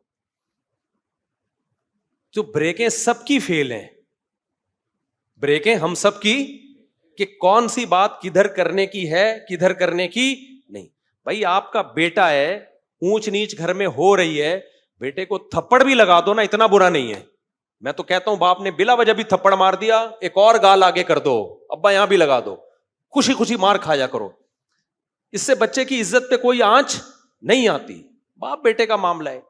لیکن جہاں باپ نے دل برداشتہ ہو کر، یا تو کوئی بہت ظلم ہو رہا ہو خدا نہ خواستہ، نا کوئی سگریٹ سے جلا رہا ہو ابا کو خدا نہ خواستہ، وہ بہت ظلم ہو رہا ہو تو الگ بات، چھوٹی موٹی اونچ نیچ ہر گھر میں ہوتی ہے. آپ نے جہاں اپنے بیٹے کی برائیاں لوگوں کے سامنے شروع کر دیں، اور بیٹا لوگوں سے سن رہا ہوتا ہے کہ باپ یہ کہہ رہا تھا تمہارا ابا، تو پھر بیٹے کے دل میں جو شیطان وسوسے ڈالتا ہے نا، وہ بہت خطرناک ہوتے ہیں. بیٹا کہتا ہے جب محلے پڑوس میں مجھے ذلیل کر ہی دیا ہے تو میں اچھا بن کے اب مجھے حاصل کیا ہوگا؟ لوگ تھوڑی مانیں گے اچھا، لوگ تو کہیں گے وہی ہے جو ویسے اتنا نیک بنتا ہے، باپ کے ساتھ دیکھو سلوک غلط ہے اس کا، ویسے دیکھو تہجد پڑھ رہا تھا باپ کے ساتھ. لوگ بڑے نالائق ہوتے ہیں، بتاؤں آپ کو، موقع چھوڑتے نہیں ہیں. ہمارے ایک جاننے والے لندن میں تھے، ان سے کوئی گناہ ہو گیا بیچارے سے، پھر اس نے توبہ کر لی، داڑھی بھی رکھ لی، نمازی بھی بن گیا، لیکن وہ گناہ لوگوں کو پتا تھا. اب اس نے بتایا کہ جب بھی کہیں سے گزرتا ہوں نا، لوگ کہتے ہیں یہ وہی ہے جس نے فلاں جرم کیا تھا. کہہ رہے مجھے یقین ہے اللہ نے معاف کر دیا، پبلک معاف کرنے کے لیے تیار نہیں ہے. تو باپ اپنے بیٹے کی برائیاں پبلک میں کر رہا ہے، جس کے بارے میں ہمیں پتا ہے کہ باپ کل معاف کر دے گا، پبلک معاف بولو نہیں. باپ اس لیے کہ باپ کے تو مفاد ہے نا اس سے. یہ بڑا جرم ہے. ماں باپ یہ سمجھتے ہیں کہ اللہ نے ہمارے لامحدود حقوق رکھے ہیں اولاد پر. ماں باپ یہ سمجھتے ہیں کہ اللہ نے لامحدود ذمہ داریاں اولاد پہ ڈالی ہوئی ہیں. بھائی لامحدود ذمہ داریاں کسی پہ بھی، اپنی اللہ نے حقوق لامحدود نہیں رکھے. 5 نمازیں فرض کی ہیں، پڑھ لو، زندگی میں ایک حج کر لو، سال میں 1 مہینہ روزہ رکھ لو. یہ تھوڑی کہا کہ ہمیشہ رکھتا ہی رہو روزہ. تو لامحدود اللہ نے اپنے حقوق نہیں رکھے، باپ کے کیسے رکھے ہوں گے؟ میرا خیال آ نہیں بات سمجھ میں. تو لامحدود برداشت اولاد پہ بھی نہیں رکھی ہے. ابراہیم علیہ السلام کے ابا نے جب زیادہ دھمکیاں دی ہیں تو ابراہیم علیہ السلام نے یہ تھوڑی کہا کہ ٹھیک ہے میں پھر بھی آپ کی خدمت میں لگا رہوں گا. ابراہیم علیہ السلام کے ابا نے کہا میں آپ کو پتھروں سے مار کے ہلاک کروں گا. انہوں نے کہا ٹھیک ہے ابا آپ ہلاک کر دیں، لیکن میں نہیں آپ کو چھوڑ کے جاؤں گا. ابراہیم علیہ السلام سے زیادہ کون ہوگا اپنے ابا کے حقوق پہچاننے والا؟ جب یہاں تک نوبت کی ہے تو ابراہیم علیہ السلام نے کیا کہا؟ سلام علیک، آپ پر سلامتی ہو. ساستغفر لک ربی، اللہ سے آپ کے لیے اب میں دعا مانگوں گا، اور انی مہاجر الی ربی سیہدین، اب میں اللہ کی طرف ہجرت کر کے یہ علاقہ چھوڑ رہا ہوں میں، کیونکہ میں آپ کے مذہب کو فالو نہیں کر سکتا اور آپ مجھے مجبور کر رہے ہیں. تو اب ہمارے راستے کیا ہو گئے؟ اگر لامحدود حقوق ہوتے باپ کے تو ابراہیم علیہ السلام کہتے ٹھیک ہے ابا آپ پتھر سے ماریں، ڈنڈوں سے سر پھوڑیں، میں تو آپ کے پاؤں دباتا رہوں گا. تو کیا ہوتا؟ جو کام کرنے کے تھے وہ بھی رہ جاتے. تو میں خدا نہ خواستہ آپ کو والدین سے باغی نہیں بنا رہا. ہمارے ماں باپ ایسے نہیں ہے جو ہمیں پتھروں سے مار مار کے ہلاک کر دیں، یا جو ہے وہ چولہے میں ڈال دیں ہمیں ٹھیک ہے نا. زیادہ زیادہ تھپڑ چانٹے یہی ہے نا، تو یہ تو کھاؤ سعادت سمجھ کے. ہم نے تو ابا سے اللہ کا شکر ہے بہت مار کھائی ہے، اور اللہ کا اتنا شکر ادا کرتے ہیں کہ ہم اگر ابا سے نہ پٹے ہوتے تو چھوئی موئی ہوتے. 4 شادیاں کا تو سوال ہی پیدا نہیں ہوتا. چھوئی موئی ہوتے، کسی نے ذرا سا بھی بھو بھی کر دیا ہوتا بے ہوش ہو جاتے. تو ہم تو جب دوسری کیے تو موسٹ وانٹیڈ گریبان کھول کے موسٹ وانٹیڈ بنے ہوئے گھوم رہے تھے، کیونکہ پٹ اتنے چکے تھے ابا سے، بلا وجہ نہیں ابا مارتے تھے، شرارتوں پہ مارتے تھے. تو اللہ کا شکر ہے، ہم تو لوگوں سے کہتے ہیں جس نے باپ کی مار نہیں کھائی وہ کسی کام کا نہیں ہے. تو باپ ہے یار. ماں سے بھی پٹے ہیں الحمدللہ، چانٹے کھاؤ اماں سے، چانٹے کھاؤ ابا سے، یہ قابل برداشت ہے. لیکن باپ جب بیٹے کی برائیاں محلوں میں کر رہا ہو، یہ پھر بیٹے پر آپ اس کی طاقت سے زیادہ بوجھ ڈال رہے ہو. سمجھتے ہو کہ نہیں سمجھتے؟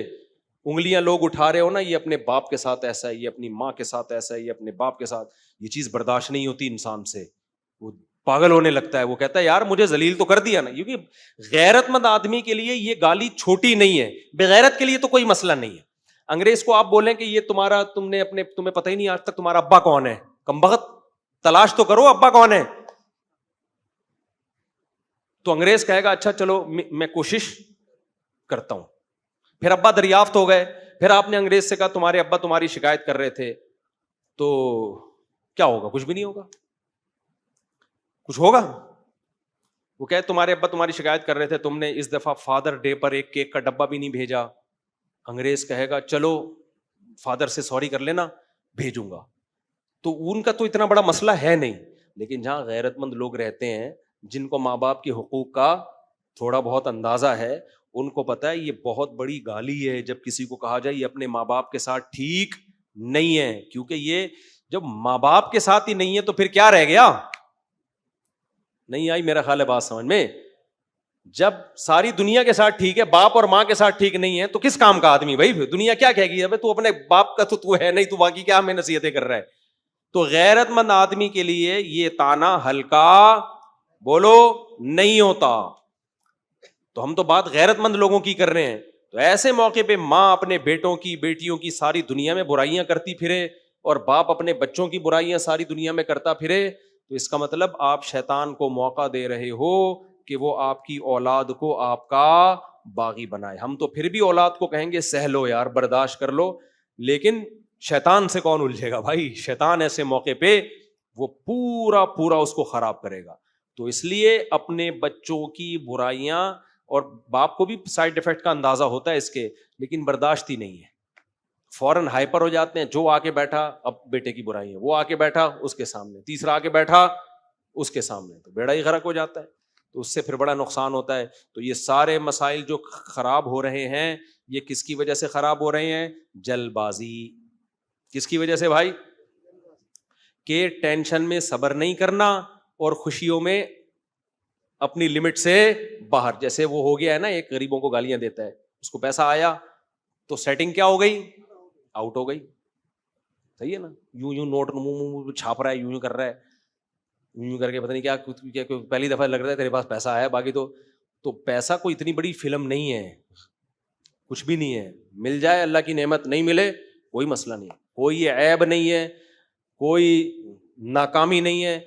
دولت مند نے بھی مر کے کیڑوں نے کھانا ہے اس کی لاش کو, ٹماٹر والی کی لاش کو بھی کس نے کھانا ہے؟ کیڑوں نے کھانا ہے. کوئی بڑی بات نہیں ہے, سمجھتے ہو؟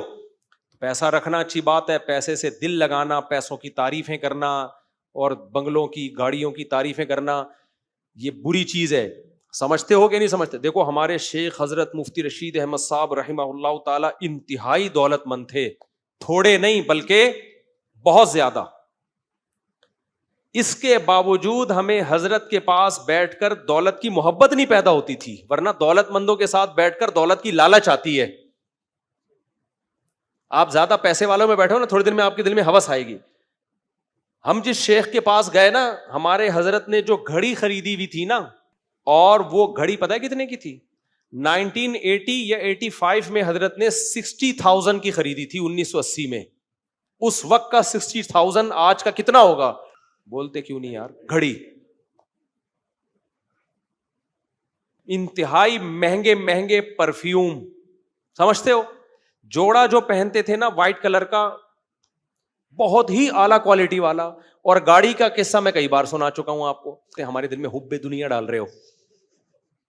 حب دنیا نکالنے کا یہ طریقہ نہیں ہے کہ دنیا دیکھو ہی نہیں, کب تک چھپو گے اس دنیا سے؟ حب دنیا نکالنے کا طریقہ یہ ہے کہ دیکھو اور پھر بولو کہ یہ مٹی ہے, مٹی میں ختم. میں جب امریکہ گیا نا, میں نے ولاگ میں دکھا کتنا خوبصورت امریکہ. لوگ کہنے سے ہمارے دل میں تو دنیا کی محبت پیدا ہو رہی ہے, ادھر بیان میں کہتے ہو دنیا مسافر خانہ, ادھر دکھا کیا رہے ہو؟ دکھانے کے بعد مسافر خانہ سمجھو, دیکھے بغیر مسافر خانہ سمجھنے کا فائدہ نہیں ہے, کیونکہ جس دن دیکھو گے تو پھر سارا مسافر خانہ نکل جائے گا. دیکھ کے مانو کہ مسافر خانہ ہے. سمجھتے ہو کہ نہیں سمجھتے ہو؟ کیونکہ اگر دیکھے بغیر مان لیا نا مسافر خانہ, جھونپڑے میں رہ کے, وہ تو ہر آدمی مانتا ہے مسافر خانہ ہے, جس نے کبھی بلڈنگیں دیکھی نہ ہو. جو دبئی کے بلڈنگوں میں دیکھ کر آ کے کہہ رہا ہو مسافر خانہ, تو یہ پکا مسافر خانہ سمجھے گا اس کو. تو ہم آپ کو امریکہ کی خوبصورت بلڈنگیں اس لیے دکھا رہے ہوتے ہیں کہ ایک تو خوبصورت ہے دیکھو، لیکن ہے کیا؟ مسافر خانہ. تو دیکھو سب لائف کو سب نہاریاں کھاؤ، ٹھیک ہے نا، بریانیاں کھاؤ. تو ایسا نہیں ہے مسافر خانے کا تصور کہ آپ جنگل میں جا کے بیٹھ جاؤ اور قبرستان میں منجی ڈال کے لیٹ جاؤ کہ میں نے جانا یہی ہے تو پہلے ہی میں پہنچ جاؤں یہاں پہ. تو ہمارے حضرت کے پاس اتنی دولت، تو وہ گاڑی کس سے خریدی؟ کویت کے شہزادے سے. اتنی لمبی چوڑی گاڑی تھی یار، جب روڈ پہ چلتا تو ایسا لگتا کہ یہی ہے، باقی سارے رکشے ہیں اس کے سامنے. تو ایسی لگژری لائف اسٹائل تھا. 8-9 سال ہم حضرت کے پاس رہے ہیں. ایسے مہنگے پرفیوم، کیونکہ شاہانہ طرز زندگی تھی نا. جو شاہانہ طرز زندگی والے بدبو کو بالکل بھی پسند نہیں کرتے. ایک طالب علم کی ٹوپی رہ گئی تھی حضرت کے کمرے میں، حضرت اس کو یوں کر کے لے کر آئے ہیں کیونکہ بدبو کبھی حضرت نے دیکھی نہیں تھی. حضرت اگر کراچی کی ان گلیوں میں آ جاتے پھر تو بیچارے بے ہوش ہی ہو جاتے. تو ایسے لے کر آئے ہیں، کہتے یہ تو ہم سے اٹھائی نہیں جا رہی، تم کمبختو سر پہ کیسے رکھتے ہو اس کو؟ اور حضرت کے پاؤں کے تلوے میں نے تو بہت دفعہ دیکھے، جب سردے میں جاتے تھے نا، پاؤں کے تلووں پہ میں نے کبھی اتنا سا گرد کا نشان نہیں دیکھا. یہ طبیعت کی نفاست تھی، سمجھ رہے ہو؟ پاؤں کے تلوے نہیں کبھی میں نے دیکھے، اتنی صفائی. کیونکہ جب ظاہر ہے پیسہ آتا ہے تو مزاج بھی کیا ہو جاتا ہے؟ شاہانہ. تو جب حضرت میں غربت تھی تب بھی صفائی میں تو اس وقت بھی یہی حال تھا. وہ کہتے ہیں نا، خدا جب حسن دیتا ہے نزاکت آ ہی جاتی ہے، قدم گن گن کے رکھتے ہیں کمر بل کھا ہی جاتی ہے. جو حسین لوگ ہوتے ہیں نا ان کی کمر بھی بل کھاتی ہے، اور وہ قدم بھی بڑے اسٹائل سے رکھتے ہیں، کیونکہ حسن کی وجہ سے سارے اسٹائل ہی چینج ہو جاتے ہیں. کمبخت میں حسن ہی نہیں ہے، پھر کوئی اسٹائل میں اسٹائل کیا خیال ہے؟ جس میں حسن ہی نہیں ہے تو نہ اس کی کمر بل، کمر ہوتی نہیں کمرہ ہوتا ہے، تو نہ کمر بل کھاتی ہے نہ کوئی اسٹائل ہوتے ہیں. جہاں حسن آیا بات چیز کے اسٹائل چینج. تو جب حضرت تو تھا ہی شاہانہ مزاج، تو پھر وہ سارے حضرت کے پھر ساری چیزیں شاہانہ تھیں. تو پگڑی بھی جب پہنتے تھے تو بہت مہنگی والی پگڑی، ہر چیز، خوشبو بھی. ہم 8-9 سال رہے ہیں.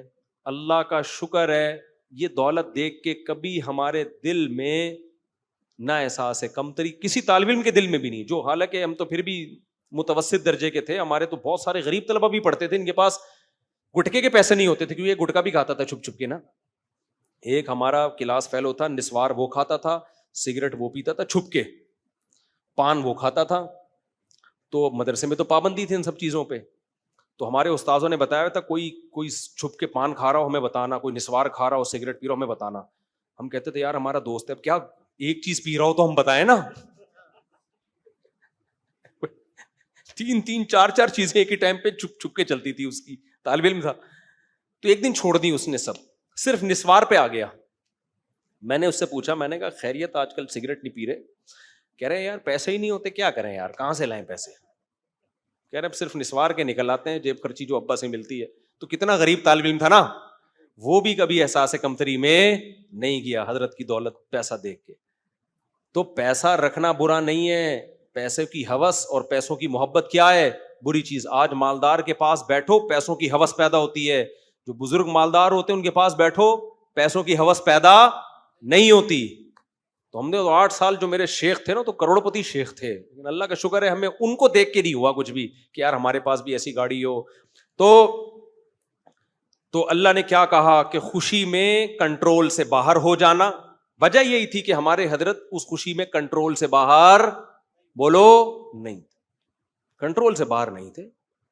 اور غم میں بھی کنٹرول سے باہر ہو جانا، بے صبری کرنا، جلدی کے فیصلے کر لینا. تو اللہ کہتا ہے اللہ کو یہ صفت محبوب نہیں ہے. ان الانسان خلق ہلوعا اذا مسہ الشر جزوعا.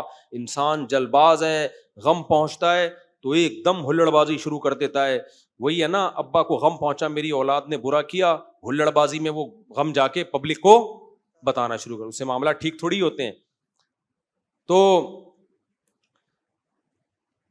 اذا مسہ الشر جزوعا واذا مسہ الخیر منوعا. جب دولت آتی ہے تو کنجوس بن جاتا ہے. آپ کہہ سکتے ہو بہت سے لوگ دنیا دار ہیں، دولت آئی کنجوس نہیں بنے. نہیں بھائی، وہ ہیں کنجوس، آپ کو سخی لگ رہے ہوتے ہیں کہ انہوں نے آپ کو چائے پلائی ہوتی ہے. یا انہوں نے کیمرے کے سامنے 2-4 غریبوں کو کھانا کھلا دیا ہوتا ہے.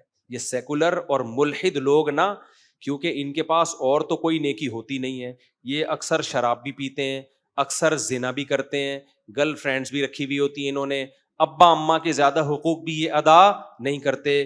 تو انسان کے اندر نا اللہ نے اچھائی کا ایک جذبہ رکھا ہے، تو اس جذبے کو تسکین پہنچانے کے لیے کبھی کبھار 2-4 لنگڑے لولوں کا ولاگ بنا دیا، ایک نابینا کو سڑک پار کرا دی، کبھی کسی غریب کو تھوڑا سا کچھ دے دیا، اس کی ویڈیو بھی بنا دی. تو یہ لوگ یہ بھرم بازیاں بہت کرتے ہیں. سمجھ رہے ہو؟ نہیں آئی میرا خیال ہے بات. اس طرح کے بھرم ان لوگوں میں بہت ہوتے ہیں کہ دیکھو انسانیت کے لیے ہم کتنے خیر خواہ ہیں، کیونکہ نہ ابا کا پتا نہ اما کا پتا، نہ رشتہ داروں کا خیال کرتے ہیں، نہ اللہ کو پوچھتے ہیں، زنا یہ کرتے ہیں، شراب یہ پیتے ہیں. تو بھائی اچھائی کیا ہے آپ کے اندر؟ تو اب ایک ہی اچھائی رہ گئی، غریبوں اور معذوروں کا خیال کرنا. تو ان کے ساتھ ان کا ایٹیٹیوڈ کیمرے کی حد تک بہت اچھا ہوتا ہے. سمجھتے ہو؟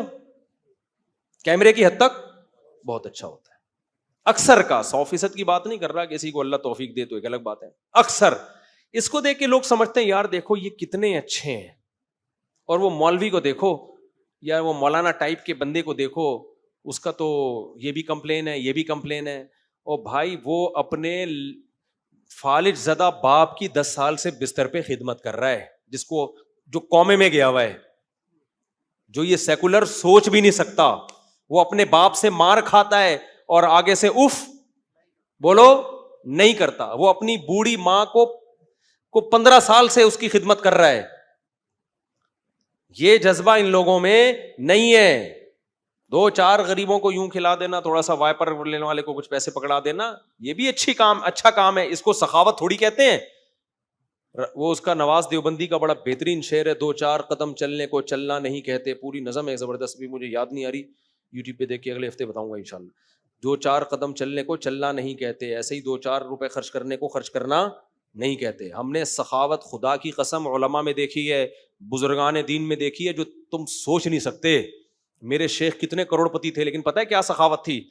جتنا پیسہ آتا تھا نا، گڑیاں رکھی ہوئی ہوتی تھی زمینوں سے، تو حضرت نے ایک گاڑی خرید لی اچھی، ٹھیک ہے، وہ پیسہ، اور کھانا پینا بہت اسٹائلش تھا، اچھا کھانا تھا، کپڑوں کے پیسے یہ نکال کے باقی جتنا ہے سارا فی سبیل اللہ. گنتے نہیں تھے کہ پھر کتنے آئے. اس میں 1 کروڑوں 1.5 کروڑوں 50 لاکھوں حضرت کو اس سے کوئی غرض بولو نہیں تھی. کوئی پلاٹ نہیں، کوئی جائیداد نہیں، کوئی جاگیر نہیں، دنیا مسافر خانہ ہے، اس کمرے میں فلیٹ میں رہ رہے ہیں، مر جائیں گے تو ختم ہو جائیں گے. کیا خیال ہے بھائی کہ بھائی جانا ہے تو گھر بنانے کی کیا ضرورت ہے؟ ہمارے یہاں جب پیسہ آئے گا سب سے زیادہ کمبخت مسور کی دال کھا رہا ہوگا، پیسہ بحریہ ٹاؤن میں لگا رہا ہوگا. یہ ہے دل کی تنگی. پھر حضرت نے آخر عمر میں پھر اپنی اہلیہ کے لیے ایک فلیٹ لے لیا تھا کہ بھائی چلو میرے بعد ان کا کوئی ٹھکانہ ہو. بچوں کے لیے اس لیے نہیں کہ وہ اسٹیبل تھے، وہ اپنا کما رہے تھے، کوئی بات نہیں، ساری زندگی کرائے کے گھر میں گزاری، کوئی بات نہیں. دنیا کیا ہے بھائی؟ مسافر خانہ ہے. تو جو کھا لیا وہ تمہارا ہے، جو استعمال ہو گیا وہ تمہارا ہے، باقی سارا یہ تو ہمارا تھوڑی ہے. اور آج منوعہ کا مطلب کیا ہے؟ اللہ کہتے ہیں جہاں دولت آئی روک لے گا اس کو. روکنے، یہ پراپرٹی بھی تو روکنا ہی ہے.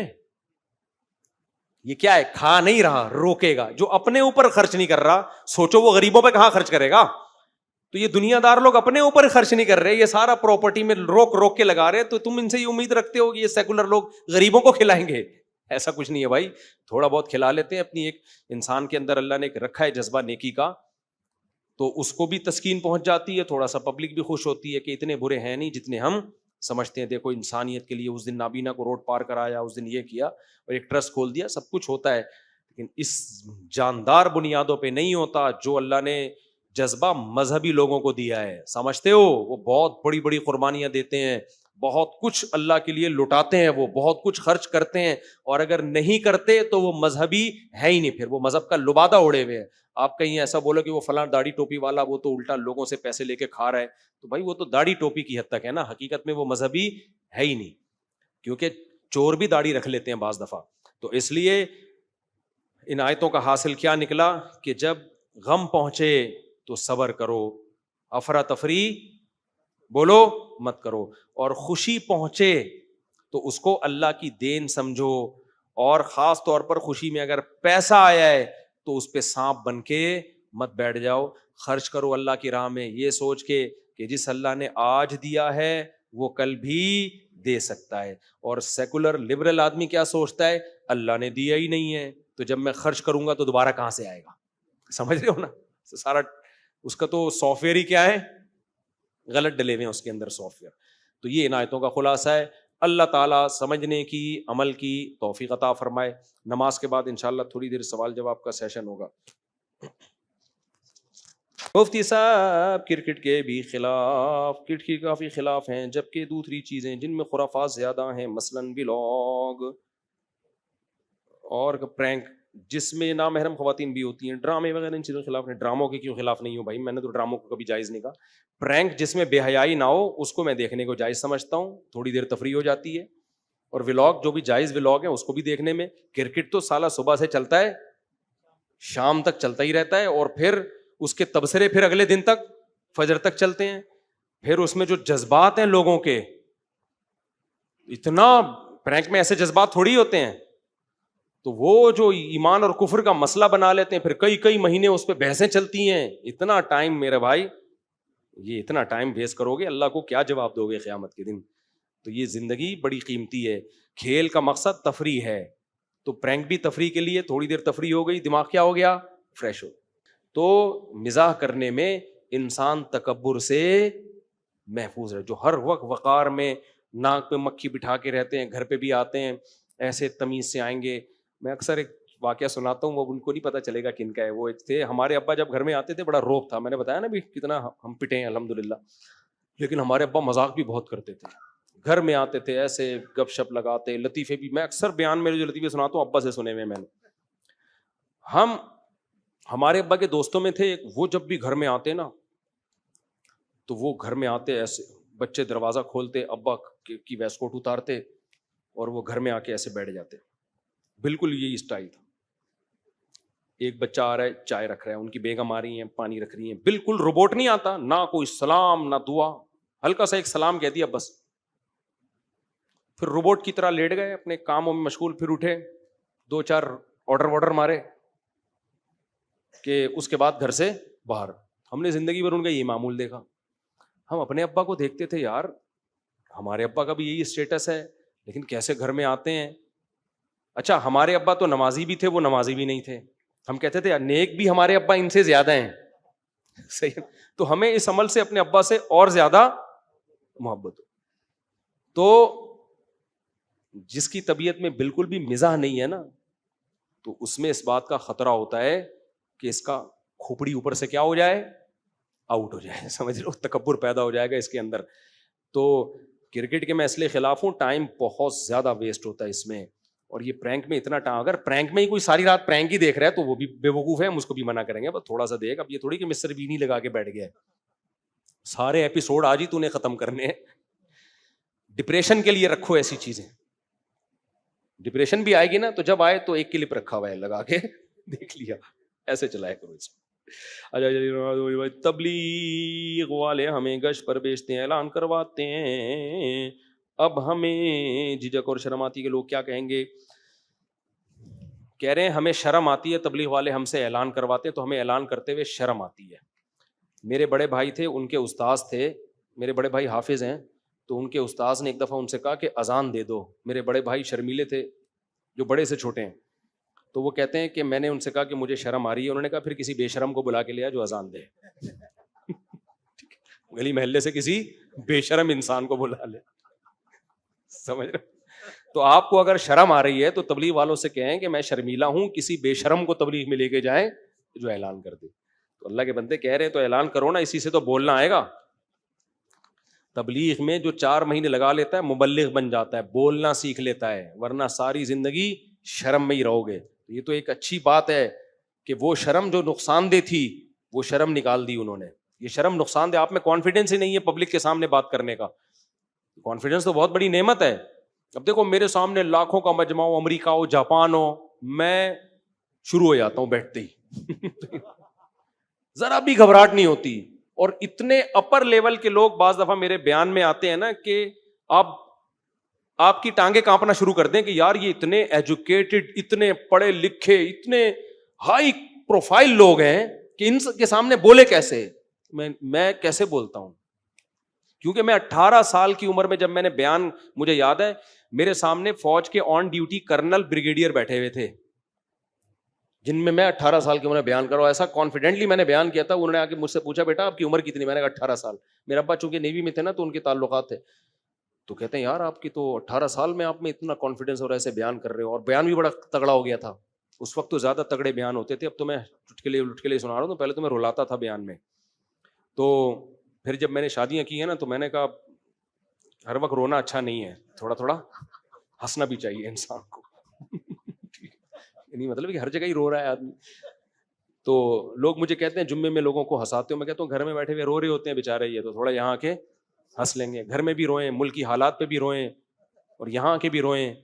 تو جہنم میں جانے سے پہلے یہ تو جہنم میں چلے گئے. ہم نے تو ان کو جہنم سے بچانا ہے, دنیا کی جہنم سے بھی اور آخرت. اور اس زمانے میں لوگوں کے اعصاب کمزور ہیں, تو اس لیے ہنستے ہنستے ہی دین پہ چل جاؤ, زیادہ اچھا ہے. زیادہ ٹینشن لوگے, اللہ کا خوف تو پیدا ہونا نہیں ہے, صحتیں برباد ہونا شروع ہو جائیں گی, فوراً نفسیاتی بن جاتے ہیں.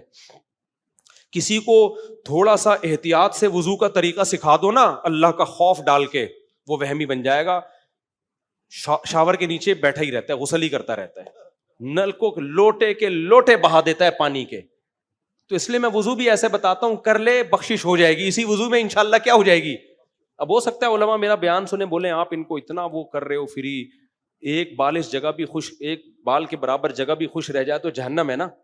تو میں کہتا ہوں یہ حدیث میں نے ان کو سنائی نا, اور زیادہ احتیاط کے ساتھ سنا دی. یہ ایسا نہیں کہ جہنم کا خوف پیدا ہوگا, یہ وہمی ہو جائیں گے. تو وہمی, طلاق کے مسائل زیادہ احتیاط سے بتا دو, یہ کہنے سے بھی طلاق ہوتی ہے, یہ کہنے سے, تو وہمی بن جاتے ہیں. ہر وقت ان کو یہی لگتا ہے کہ طلاق ہی ہو رہی ہے, بس شادی تو ہو ہی نہیں رہی.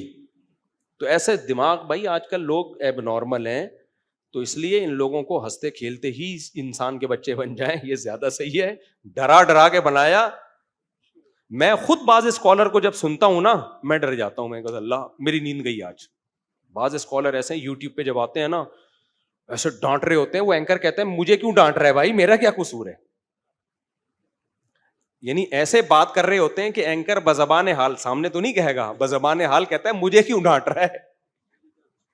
یعنی وہ اینکر جب ان سے کوئی سوال پوچھتے ہیں ایک دم غصے میں آ جاتے ہیں نا وہ, تو اینکر کی دیکھ کے لگ رہا ہوتا ہے اینکر کہہ رہے ہیں میں نے تھوڑی یہ کام کیا ہے, مجھے کیوں ڈانٹ رہا ہے.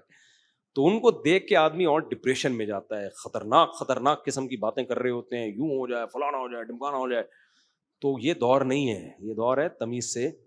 جو جائز حلال نعمتیں ہیں نا ان سے بھرپور فائدہ اٹھاؤ. اب میں یہ کہوں پرینک دیکھنا بھی جائز نہیں ہے, جو جس میں بے حیائی نہ ہو اس کی بات کر رہا ہوں, وہ دیکھنا بھی جائز نہیں ہے. مسٹر بین بھی حرام ہو گیا, تو کیا کریں پھر, کیا کرے پھر آدمی. تفریح کی کیا چیز, ہمارے ملک میں کوئی پارک ہے ایسا جہاں تفریح ہوتی ہو؟ کوئی امریکہ کی طرح کوئی ایسی لیکس ہوں, خوبصورت جھیلیں ہوں جہاں بطخیں تیر رہی ہوں. میں امریکہ میں جب میں نے لیکس دیکھی نا جو بطخیں تیر رہی ہیں, میں نے کہا کراچی میں ایک بطخ بھی کوئی زندہ نہیں چھوڑے گا اگر گورنمنٹ ایسے بطخیں لا کے چھوڑ دے. سب سے پہلے بطخ کو ہم نے ٹینشن دینی ہے, اتنے پتھر ماریں گے نا اس بطخ پہ, سنسار کر کے مار دیں گے, ذبح کرنے کی نوبت ہی نہیں آئے گی. ہر آدمی نا اپنی ٹھڑک دور کرنے کے لیے نشانات چیک کرے گا یار, پھر اس میں گند کتنا ہوگا. تو ہمارے یہاں تو ایسی کوئی جگہ ہی نہیں ہے جہاں انسان لائف کو انجوائے کر سکے, کوئی تفریح ہو, کوئی آکسیجن پراپر مل رہی ہو. کہیں بھی جاؤ پراپر آکسیجن ہی نہیں ہے. تو اب ایک ہی چیز رہ گئی ہے ہماری ذہنی تفریح کی, تھوڑا بہت پرینک شرینک دیکھ لو, تھوڑا بہت لطیفے سن لو, اور کیا رہ گیا ہمارے پاس. تو یہ بھی اگر حرام, مفتی لوگ کہتے ہیں حرام ہے, تو اس سے کیا ہوگا, لوگ چرس پینا شروع کریں گے پھر, بھائی تفریح کی اب ہمارے پاس چرس رہ گئی ہے. تو جائز تفریحاں تو خود بھی ان پہ پابندیاں, بچوں پہ بھی اس طرح کی پابندیاں نہ لگاؤ. ٹھیک ہے بیٹا. طاغوت سے کیا مراد ہے, تفسیر سے بیان. اچھا اس پہ بھی لوگ کہتے ہیں قربانی کے جانور کے ساتھ بچے بہت ہل جل رہے ہوتے ہیں, کھیل رہے ہوتے ہیں, یہ جانور کی قربانی کا مبارک جانور ہے. یار بچوں کو بھی ایک موقع ملا ہے تفریح کا, اور عید کا دن ہے تو تھوڑا سا انجوائے کرنے دو. بہت لوگ مجھے کہتے ہیں اس پہ بیان دیں, گلی میں جانور کو بھگا کے گھوم رہے ہیں, اس سے جانور کو تکلیف ہو رہی ہے. وہ جانور ہے بھائی, وہ برگر فیملی سے اس کا تعلق کوئی ڈیفینس کا پلا ہوا برگر فیملی کا بچہ نہیں ہے. وہ اونٹ ہے جس نے ریگستانوں میں کانٹے کھائے ہیں.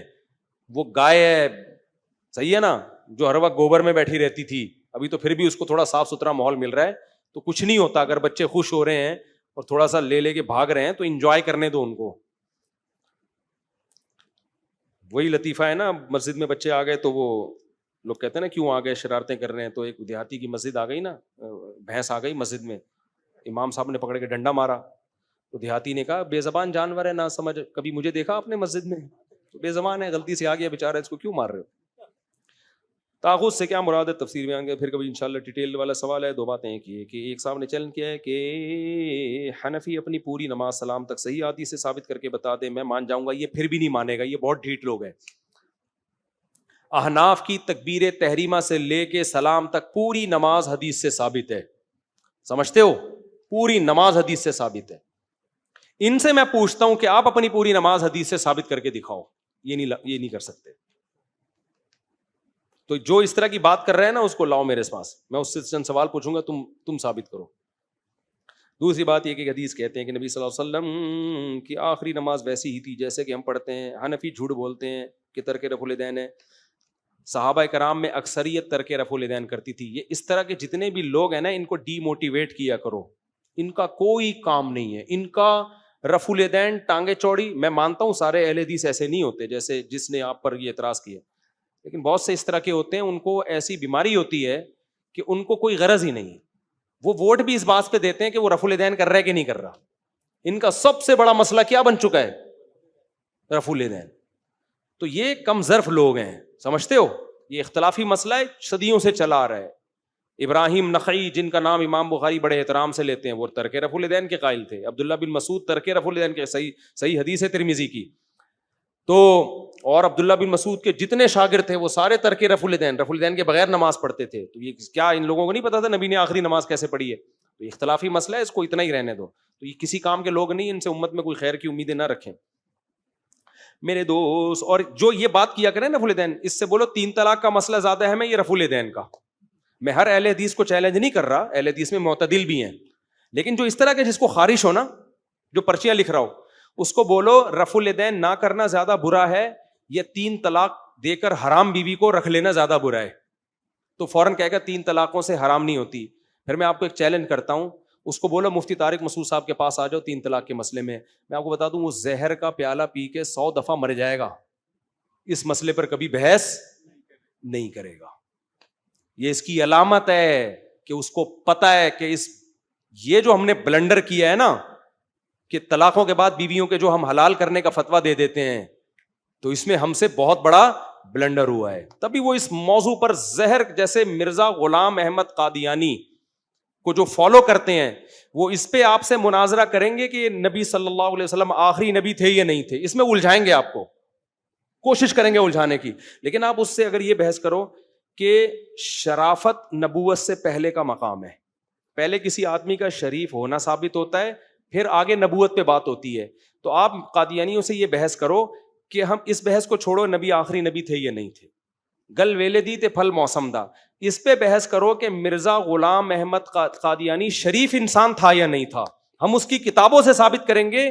نبی ہونا تو دور کی بات, ظاہر ہے جو اتنا بڑا کذاب اور دجال ہو وہ شریف ہو سکتا ہے جس نے اتنا بڑا جھوٹ باندھ دیا. ہم یہ ثابت کریں گے اس کی کتابوں سے کہ وہ شریف آدمی نہیں تھا. ہمارے استاذ کہا کرتے تھے, بڑے مناظر تھے, وہ کہتے قادیانی زہر کا پیالہ پی لے گا, اس ٹاپک پر بات کرنے کے لیے آمادہ نہیں ہو. تو اسی طرح جو اس طرح کے اہل حدیث ہیں نا, جو رفع الیدین اور یہ مسئلے میں نا بہت زیادہ غلو کرتے ہیں, آپ ان سے بولو رفع الیدین سے زیادہ اہم کیا ہے؟ 3 طلاق. تو آؤ مفتی طارق مسعود کہہ رہے 3 طلاق کے مسئلے پر بات کرو. تو تم 3 طلاق میں اگر صحیح ثابت ہو گئے نا تو میں حنفی فقہ ویسے ہی پورا چھوڑ دوں گا. میں بولوں گا جب انہوں نے حنفیوں نے 3 طلاق کے مسئلے میں اتنی بڑی غلطی کی ہے تو رفع الیدین میں تو اس سے بڑی غلطی ہو سکتی ہے, تو میں فقہ حنفی ہی چھوڑ دوں گا. میں ٹھیک ہے نا, میں رفع الیدین بھی کروں گا, میں زور سے آمین بھی, میں اہل حدیث ہو جاؤں گا. تو آپ کو بتا دوں, پھر میں بتا دوں, میں اس طرح کی بحث میں ہر اہل حدیث کو نہیں ملامت کرنا چاہتا, لیکن جو اہل حدیث اس طرح کی حرکتیں کرتے ہیں، جا کے حنفیوں کو چھیڑتے ہیں، تم رفع الیدین نہیں کرتے، تم یہ نہیں کرتے، تو ہر چیز کا جواب دلیل سے نہیں دیا جاتا. جو فتنہ پرست لوگ ہوتے ہیں نا، ان کو انہی اسٹائل میں جواب دیا جاتا ہے. دلائل سے جواب تو رفع الیدین کے کئی دفعہ ہو چکے ہیں، ہمارے بیانات میں بھی آ چکے ہیں، کتابیں بھی لکھی ہوئی ہیں، اور ہم مانتے ہیں اختلافی مسئلہ ہے، دلائل دونوں طرف ہیں، اور ہمیں کانفیڈنٹلی احناف کے دلائل زیادہ مضبوط لگتے ہیں اس میں. تو لیکن آپ کو نہیں لگتے تو کوئی ایسی بات نہیں ہے، اختلافی مسئلہ ہے. 3 طلاق کا مسئلہ اختلافی نہیں ہے، آپ نے بنایا ہوا ہے، اجماعی مسئلہ ہے وہ. تو آپ آؤ اس پہ بحث کرو. 3 طلاقیں ایک ہوتی ہیں کہ 3 قرآن و سنت کی روشنی میں. تو میں آپ کو لکھ کے دے دوں، وہ زہر کا پیالہ پی لے گا، وہ اس مسئلے پر بحث نہیں کرے گا. وہ یوٹیوب پہ کلپ بنا کے ڈال، میرے ہو سکتا ہے اس کلپ پہ بھی ریئیکشن آ جائے، کلپ بنا کے ڈال دے گا، سامنے نہیں بات کریں گے کبھی.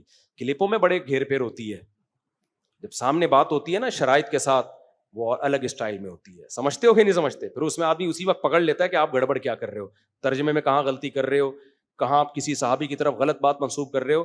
ظاہر ہے کسی ایک صحابی نے بھی 3 طلاق کو ایک نہیں کہا، تو کیسے یہ مذہب ٹھیک ہو سکتا ہے؟ 3 طلاق کو ایک کہنے والا کیسے ٹھیک ہو سکتا ہے؟ آپ کا علم صحابہ سے آگے نکل گیا کیا؟ جس صحابی سے بھی ہمیں ملتا ہے اکٹھی 3 طلاقوں کا 3 ہی ملتا ہے ہمیں، تو آپ کیا صحابہ سے بھی آگے نکل گئے ہو؟ لوگ کہتے نہیں بعض صحابہ سے بھی منقول ہے، ابن حجر نے لکھا ہے، فلاں نے. کہاں منقول ہے؟ دکھا دو نا. صحیح ہے نا. باتیں پھینکنے پر گورنمنٹ کی طرف سے کوئی پابندی نہیں ہے. جیسے وہ تراویح کے مسئلے میں کہ اہل حدیث عالم کا کلپ آیا، میرے خلاف کلپ بنائے انہوں نے کہ امام مالک کہتے ہیں پتہ نہیں لوگوں نے اتنے رکوع کہاں سے نکال لیے کہ نبی سے تو 8 ثابت ہیں. میں نے اتنا تلاش کیا، کوئی امام مالک کی طرف کوئی تو کہیں کتابوں میں مل جائے، ککھ بھی نہیں ہے.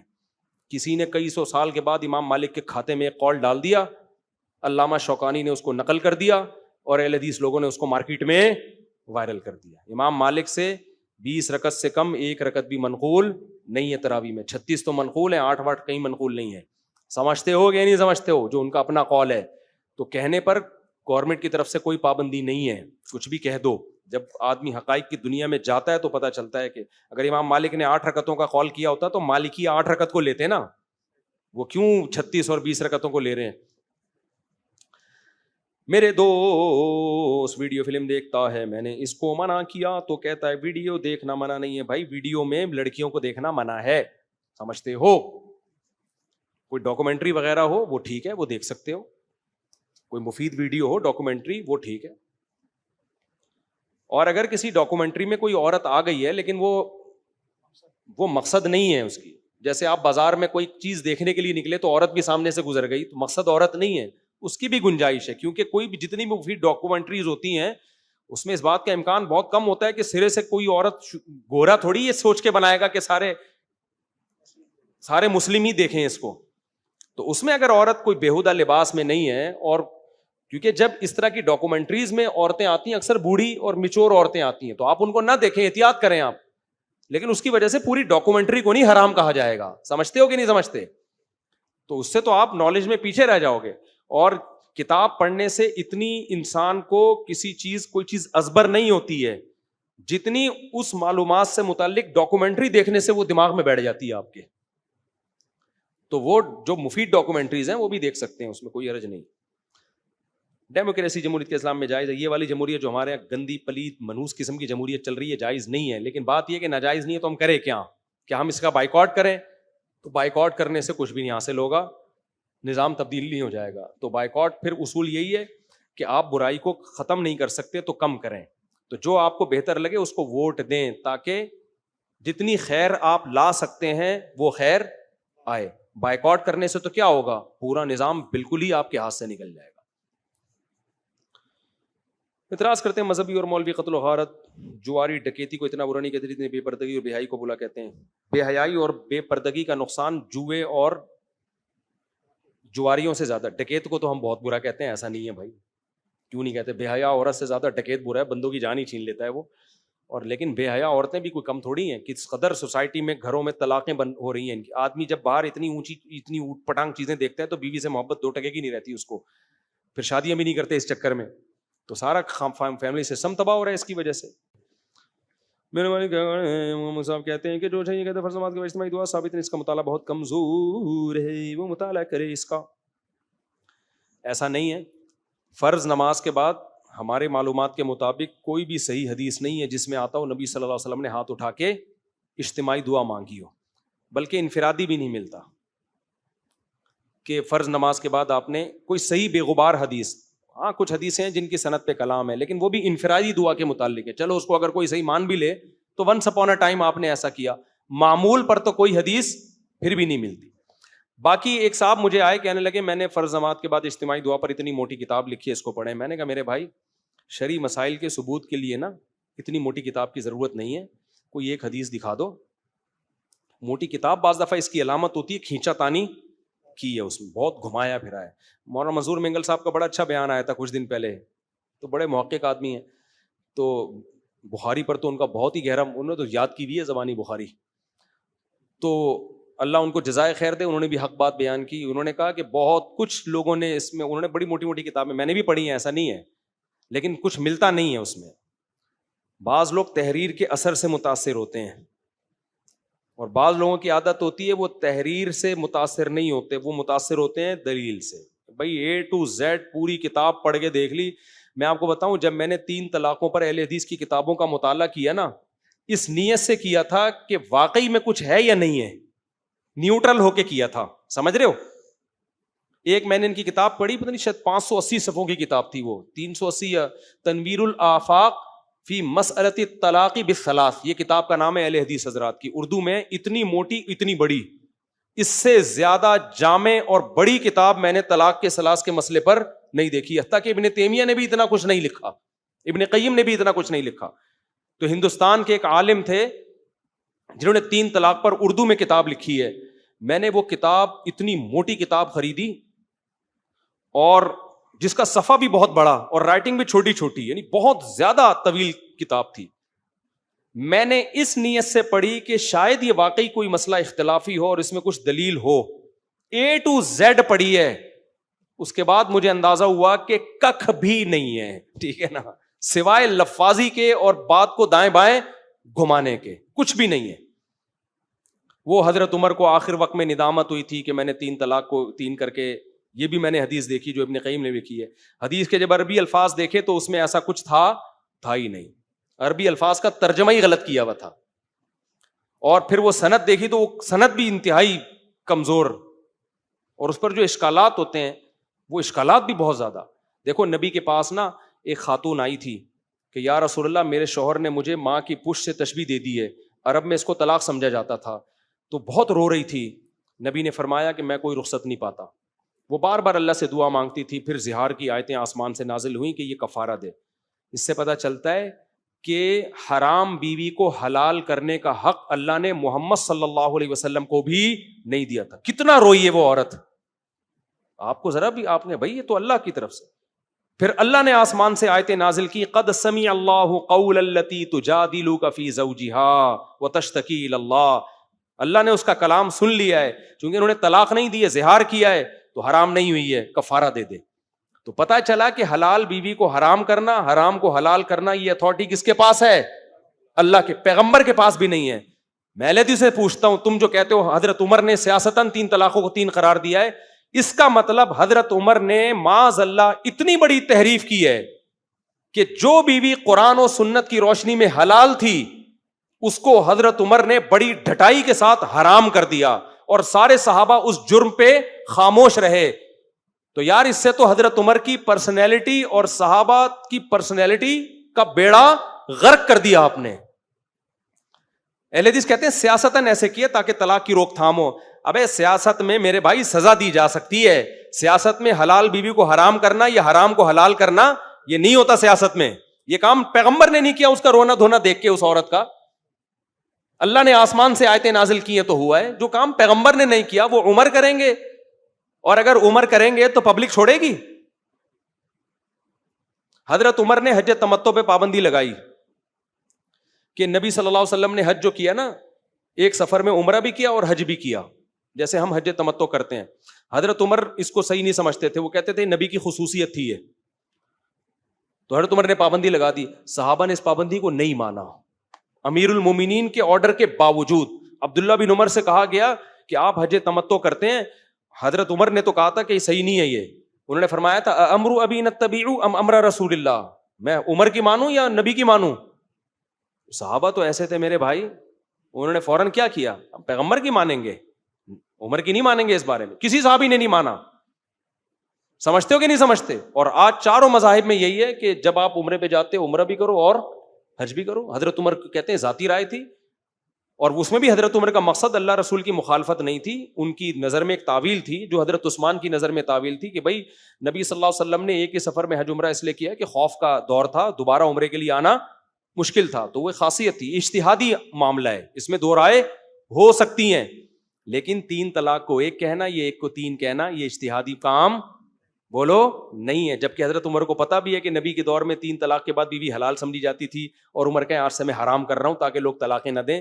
کوئی لاجک بنتی نہیں ہے اس چیز کی, صحیح ہے نا, کوئی لاجک اس کی بنتی نہیں ہے کہ آپ اس عورت کا بیڑا غرق کر رہے ہو. کسی اور کے لیے حرام تھی اس کے لیے حلال کر دیا, اس کے لیے حلال تھی اس پر حرام کر دیا. اور پھر سارے صحابہ جو ذرا ذرا سی باتوں پہ بول پڑتے تھے سارے خاموش, اور سب اسی کے مطابق فتویٰ. اور اس حدیث کے جو راوی عبداللہ بن عباس ہیں جو 3 طلاق کو 1 کہنے والی حدیث, وہ خود بھی 3 کو 3 کہہ رہے ہیں اور دلیل میں قرآن کی آیت پڑھ رہے ہیں. لیکن اہل حدیث جو اس طرح کے فتنہ پرست ہوتے ہیں نا, زہر کا پیالہ پی لیں گے اس مسئلے پہ کبھی بھی بات. پھر سعودیہ کے فلانے مفتی نے کہا, پھر یہ پتہ ہے کیا کرتے ہیں, آپ کے دیوبندی مفتی نے بھی ہماری تائید کی ہے. ابے ہمارے سارے دیوبندی بھی آپ کی تائید کریں, قرآن و حدیث کے مقابلے میں کسی کا قول حجت نہیں ہے. مجھے لا کے کہہ رہے ہوتے ہیں آپ کے حضرت مفتی کفایت اللہ صاحب نے بھی, جو دارالعلوم دیوبند کے بڑے مفتی تھے, انہوں نے بھی کہا اہل حدیث کی رائے اس بارے میں جو ہے وہ اتنی غلط نہیں ہے. بھائی کہا ہے, کہنے پر گورنمنٹ کی طرف سے کوئی پابندی نہیں. ہم مفتی کفایت اللہ صاحب کے مقلد تھوڑی ہیں, کہہ دیا غلطی ہوئی ان سے. تو پھر یہ پھنستے ہیں نا, تو کہتے ہیں فلاں نے بھی لکھا ہے, فلاں نے. بھائی لکھے وکھے کو مت دیکھو, قرآن کیا کہتا ہے, حدیث کیا کہتی ہے, صحابہ کیا کہتے ہیں. آپ چاروں اماموں کو تو نہیں مانتے نا, تو ان کو تو آپ بھی مانتے ہو. ان سب سے ہٹا کر فلانے دیوبندی نے, کچھ بریلوی لوگ بھی کہنے لگے ہیں تو فلانے بریلوی نے. بھائی یہ سارے ترازو کے ایک پلڑے میں رکھ دو نا, چاہے میرے اکابر ہی کیوں نہ ہو. نہ یہ ابو حنیفہ کے خاک کے برابر ہیں, نہ عبداللہ بن مسعود کی خاک کے برابر ہیں, نہ عمر بن خطاب کی خاک کے برابر ہیں, نہ نبی کی خاک کے برابر ہیں. ان سے دکھاؤ ہمیں, سمجھتے ہو. تو اگر ہمارے اکابر نے, میرے اکابر تو مانتے ہیں فرض نماز کے بعد اجتماعی دعا, میں تو نہیں مانتا. کیوں نہیں مانتا بھائی, ہمیں کچھ بھی اس میں. تو ہمارے اکابر سے ہمیں عقیدت ہے, ان کے علم تقوی کی وجہ سے, اس بیس پہ نہیں ہے کہ وہ معصوم عن الخطا ہیں, ان سے کبھی کوئی غلطی ہو ہی نہیں سکتی. یہ ہمارا نظریہ اپنے پیر مفتی رشید احمد صاحب کے بارے میں نہیں ہے, تو آگے والے کے بارے میں کہاں سے ہوگا, ٹھیک ہے نا, ان کے بارے میں نہیں ہے تو واقعی کہاں سے. تو یہ جو اجتماعی دعا کے بارے میں اتنی موٹی موٹی کتابیں لکھتے ہیں نا بھائی, کتابیں نہیں, کوئی فقہ کا مضبوط جزیہ دکھا دو, کیونکہ فقہ میں جو جس قول پہ فتویٰ ہوتا ہے نا وہ بہت مضبوط قول ہوتا ہے, اس پہ کوئی دلیل ہوتی ہے. تو ہمارے جو فقہ حنفی کی کتاب میں دکھا دو, وہاں بھی نہیں ہے. اس لیے نہیں ہے کہ حدیث میں نہیں ہے. فقہ تو قرآن و حدیث ہی سے نکالا گیا ہے نا, تو حدیث میں بھی نہیں ہے, وہاں بھی نہیں ہے. تو پھر وہ اجمالی حدیثیں ہیں کہ نماز کے بعد دعا کی بڑی فضیلت ہے, تو وہ اجمالی حدیثیں تو وظائف کے بارے میں ہے. نماز کے بعد دعا کی فضیلت تو ہے, کیسے ہے, نبی نے کیسے عمل کیا ہے. دیکھو اذان کے بعد بھی دعا کی فضیلت ہے نا, اس کا یہ مطلب تھوڑی کہ ہاتھ اٹھا کے سب اجتماعی دعا شروع کر دیں. تو نبی نے فرض نماز کے بعد دعا کی فضیلت بیان کی ہے, لیکن دوسری حدیثوں سے پتہ چلتا ہے کیسے بیان کی ہے. اور فقہ کی کتابیں اٹھا کے دیکھتے ہیں تو پتہ چلتا ہے کہ انہوں نے بہت ڈیٹیل میں جا کے, تو وہ کتابیں اس کے ذکر سے خاموش ہیں. پھر بھی میں کہتا ہوں یہ اتنا بڑا مسئلہ ہے نہیں. اگر کوئی مانگ رہا ہے تو مانگنے دو, فتنہ نہ پھیلاؤ, لیکن ہمیں مجبور نہ کریں کہ ہمیں آپ تھوپیں ہمارے سر پہ اور آپ کہیں کہ تم اکابر کی روش سے ہٹ گئے ہو, تم دیوبندیت سے نکل گئے ہو, تم فلانے سے نکل گئے ہو. یہ اسٹائل آپ کا غلط ہو جائے گا. تو اتنی موٹی کتاب کے بجائے کوئی ایک حدیث دکھا دو. ظاہر ہے پوری زندگی نبی نے جو عمل کیا ہو تو کوئی تو حدیث ہوگی نا, اس میں کچھ بھی نہیں ہے. اور پھر آپ فقہ حنفی کو اکثر فالو کرتے ہیں. یہاں پہ فقہ حنفی میں کوئی مفتہ بھی قول جو مضبوط قول ہو کسی فتوے کی کتاب سے, وہ دکھا دو, وہ بھی نہیں ہے. باقی پھر اردو کتابوں سے دکھاؤ گے تو وہ تو پھر اردو کتابیں تو پھر میں بھی لکھ سکتا ہوں, کوئی بھی لکھ سکتا ہے. ہم رجال ونحن رجال, سمجھتے ہو. ایک گاڑی مندی نام کہتے ہیں, جو شدی کہتے ہیں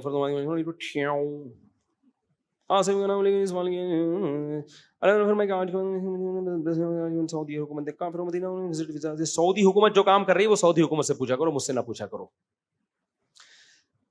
سعودی حکومت کچھ غلط کر رہی ہوتی ہے, لوگ مجھ سے پوچھیں وہ کیوں غلط کر رہی ہے. بھائی میں غلط نہیں کر رہا, ان سے پوچھو جا کے. میں بلا وجہ ایک بیان کروں گا, ہمیشہ کے لیے حج عمرے پہ بھی مجھ پہ پابندی لگ جائے گی اور حکومت کی صحت پہ کوئی اثر نہیں پڑے گا. تو پھر آپ کہیں گے مفتی صاحب حق تو ڈنکے کی چوٹ پہ بیان کرنا چاہیے, تو کر دو. آپ ایک کلپ ریکارڈ کرواؤ بادشاہ کے خلاف, ڈنکے کی چوٹ پہ بیان کرو, فیس بک پہ خوب پھیلاؤ, اس کے بعد آپ کو ہمیشہ کے لیے سعودی حکومت کر دے گی ایگزٹ, پھر خود ہی جا کے ان کے پاؤں میں پڑے ہوئے ہوگے. تو وہ حق بیان کرو جس کا کوئی فائدہ ہو. تو نام لیے بغیر ہم بیان کرتے رہتے ہیں کہ یہ غلط ہے, یہ غلط ہے. جب نام لینے کا جہاں مسئلہ آئے گا اس میں بہت کچھ دیکھنا پڑتا ہے. سمجھتے ہو کہ نہیں سمجھتے؟ میں بیان کروں کہ بے حیائی غلط ہے, ٹھیک ہے. میں کہوں سعودی عرب میں جو فلاں کنسرٹ ہونے جا رہا ہے وہ محمد بن سلمان کروا رہا ہے, اس کی ایسی کی تیسی, ان کی یوں, تو فلانا, تو کنسرٹ کو تو کچھ بھی نہیں ہوگا. کنسرٹ پہ کوئی فرق نہیں پڑے گا. ہم جو تھوڑا سا اچھا کام کر سکتے تھے, اللہ اللہ کر لیتے تھے, بیت اللہ کے غلاف کو پکڑ کے, اس سے بھی کیا ہو جائیں گے بھائی, محروم ہو جائیں گے. اچھا میرے بھائی, ساری دنیا کو پتہ ہے بے حیائی بری چیز ہے, اس میں کون سی ایسی بات ہے؟ کچھ امام حرم میں ایک نے ذرا سا بول دیا تھا بیچاروں کو, اس سے ہی معزول کر دیا انہوں نے, حرم کی امامت سے ہی. مجھ سے بہت سے سوال ہے کہ میاں کہ کیا یہاں کی بینک میں کچھ رقم ہے, انٹرسٹ ملتا ہے, تو اس میں کیا کیا جائے؟ انٹرسٹ کو بلا نیت ثواب غریبوں کو صدقہ کر دیں, ثواب کی نیت. فلسطین کی ہے, گوروں کو یہ پیسے دینے کا دل نہیں کرتا, اس صورت میں کیا رہنا؟ پھر گوروں کو تھوڑی دینے کا کہہ رہا ہوں میں, غریبوں کو صدقہ کر دو. غریبوں میں مسلمان زیادہ ہیں, گوروں میں تو غریب ہمیں تو کوئی نظر نہیں آیا وہاں پہ. میں ہانگ کانگ میں اور آسٹریلیا میں نے فقیر دیکھے, وہاں بھیک مانگنے پر گورنمنٹ کی طرف سے پابندی ہے. گورنمنٹ کہہ رہی ہے جب آپ کو اتنے $1000 دے رہے ہیں, غریبوں کو بھی وہاں ٹھیک ٹھاک پیسہ ملتا ہے. کچھ لوگ تو آرڈر پہ غریب ہو جاتے ہیں وہاں جا کے. پاکستانی بہت سے ایسے ہیں جو غریب بن کے بیٹھے ہوئے ہیں کہ غریبوں کو زیادہ پیسہ ملتا ہے, ٹیکس بھی نہیں ہوتا اس پہ. تو میں نے وہاں بھی دیکھے بھکاری. اچھا بھیک مانگنے پر پابندی ہے, تو وہ بھکاری پتہ ہے کیا کرتے ہیں؟ باجا لے کے بیٹھ جائیں گے, ٹنگ ٹنگ ٹنگ چلا رہے ہوں گے, لوگ سمجھ جاتے ہیں یہ کیا ہے, بھکاری ہے. اور ہاتھ نہیں پھیلاتے, برتن رکھا ہوا ہوتا ہے کہ ہم تو نہیں مانگ رہے. جو خود وہ نہیں جو چوری کے خلاف مولوی صاحب بیان کرتے تھے کہ مرغی چوری کرنا حرام ہے, تو بیگم نے مرغی چوری کی, انہوں نے کہا شوربہ سے کھا لیں گے, بوٹی رہنے دو. پھر جب وہ یوں کیا نا تو اس نے کہا جو بوٹی خود سے آ رہی ہے وہ آنے دو. تو وہاں کے بھکاری جب اللیگل ہے بھیک مانگنا, تو وہ کیا کرتے ہیں کہ بیٹھ جاتے ہیں اور ایک برتن رکھ دیا سامنے اور باجا رکھ دیا, ٹنگ ٹنگ ٹنگ ٹنگ بجاتے رہے. تو کچھ لوگ کھڑے ہو کے سکے پھینکتے چلے جاتے ہیں, کوئی پکڑ بھی نہیں سکتا. وہ کہہ رہے ہم تھوڑی مانگ رہے ہیں, اب کوئی میری پینٹ میں خود ہی پیسے ڈال رہا ہے تو میں کیا کروں بھائی. تو میں نے وہاں پوچھا کہ یار یہاں بے روزگار کو بھی $3000 اس وقت ملتے تھے, اب کا پتہ نہیں, اتنا پیسہ مل رہا ہے تو یہ کمبخت بھیک کیوں مانگ رہا ہے؟ انہوں نے کہا اصل میں یہ نشئی لوگ ہیں زیادہ تر, یہ وہ 3000 3 دنوں میں اڑا دیتے. اب گورنمنٹ کہہ رہی ہے کہ ہم روزانہ تھوڑی تمہیں $3000 دیں گے, تو یہ اڑا دیتے ہیں. اب کیا کریں بھائی, باقی پان گٹکے کا خرچہ کہاں سے نکلے؟ تو پھر یوں بیٹھے ہوئے ہوتے ہیں. ایسا نہ ہو یہ کلپ وائرل ہو اور کراچی میں سب لوگ کل ٹنگ ٹڑنگ ٹنگ بیٹھ گئے نا. لیکن یاد رکھنا یہاں غربت اتنی ہے کہ تمہارا باجا چوری ہو جائے گا. کل کوئی ڈاکو باجا لے کے وہ بیٹھا ہوا ہوگا, وہ کر رہا ہوگا یہ سارے کام. مسٹر بین کا کلپ یاد آ گیا, وہ ایک بیٹھا ہوا ہوتا ہے نا, تو مسٹر بین کے پاس پیسے نہیں ہوتے بھکاری کو دینے کے لیے, بڑا نوٹ ہوتا ہے, سکے چاہیے ہوتے ہیں, تو وہ ایک باجا لے کے خود بھی بیٹھ جاتا ہے. سکے جمع ہوتے ہیں اس کو دیتا ہے کھلا لے کے. کتنا دماغ استعمال کیا نا. ہمارے پرینکر اس طرح کا کھوپڑا استعمال نہیں کرتے. تو وہاں جو بے روزگاری, کس یہ سوال کے جواب کس پہ تھا یار؟ بہت زیادہ لمبا بیان ہو گیا بھائی جان, ہو گیا نا. تو یہ جو میں نے بھکاری کا قصہ سنا ہے کس بات پہ سنا ہے؟ نہیں بے روزگاری تو تھی, ہاں تو فلسطین پہ. تو غریب لوگوں کو جو سود کا پیسہ کسی بھی غریب کو بلا نیت ثواب صدقہ کر دیں. تو گوروں میں غریب نہیں ہوتے جو نظر آ رہے ہیں, تو وہ پھر نشے وشے کی وجہ سے ہوتے ہیں. تو مسلمانوں کو صدقہ کریں, وہاں بہت سے مسلمان آپ کو غریب ملیں گے. اور اگر وہاں نہیں ہے تو پاکستان میں بھیجو نا. کس نے منع کیا یہاں بھیج, یہاں کسی کو بھیج دو کہ بھائی یہ پیسے آپ کسی غریب کو کھلا دیں, لیکن انٹرسٹ کا پیسہ آپ خود استعمال نہیں کر سکتے. اللہ تعالیٰ سمجھنے کی ملکی توفیق عطا فرمائے. وعلیکم السلام.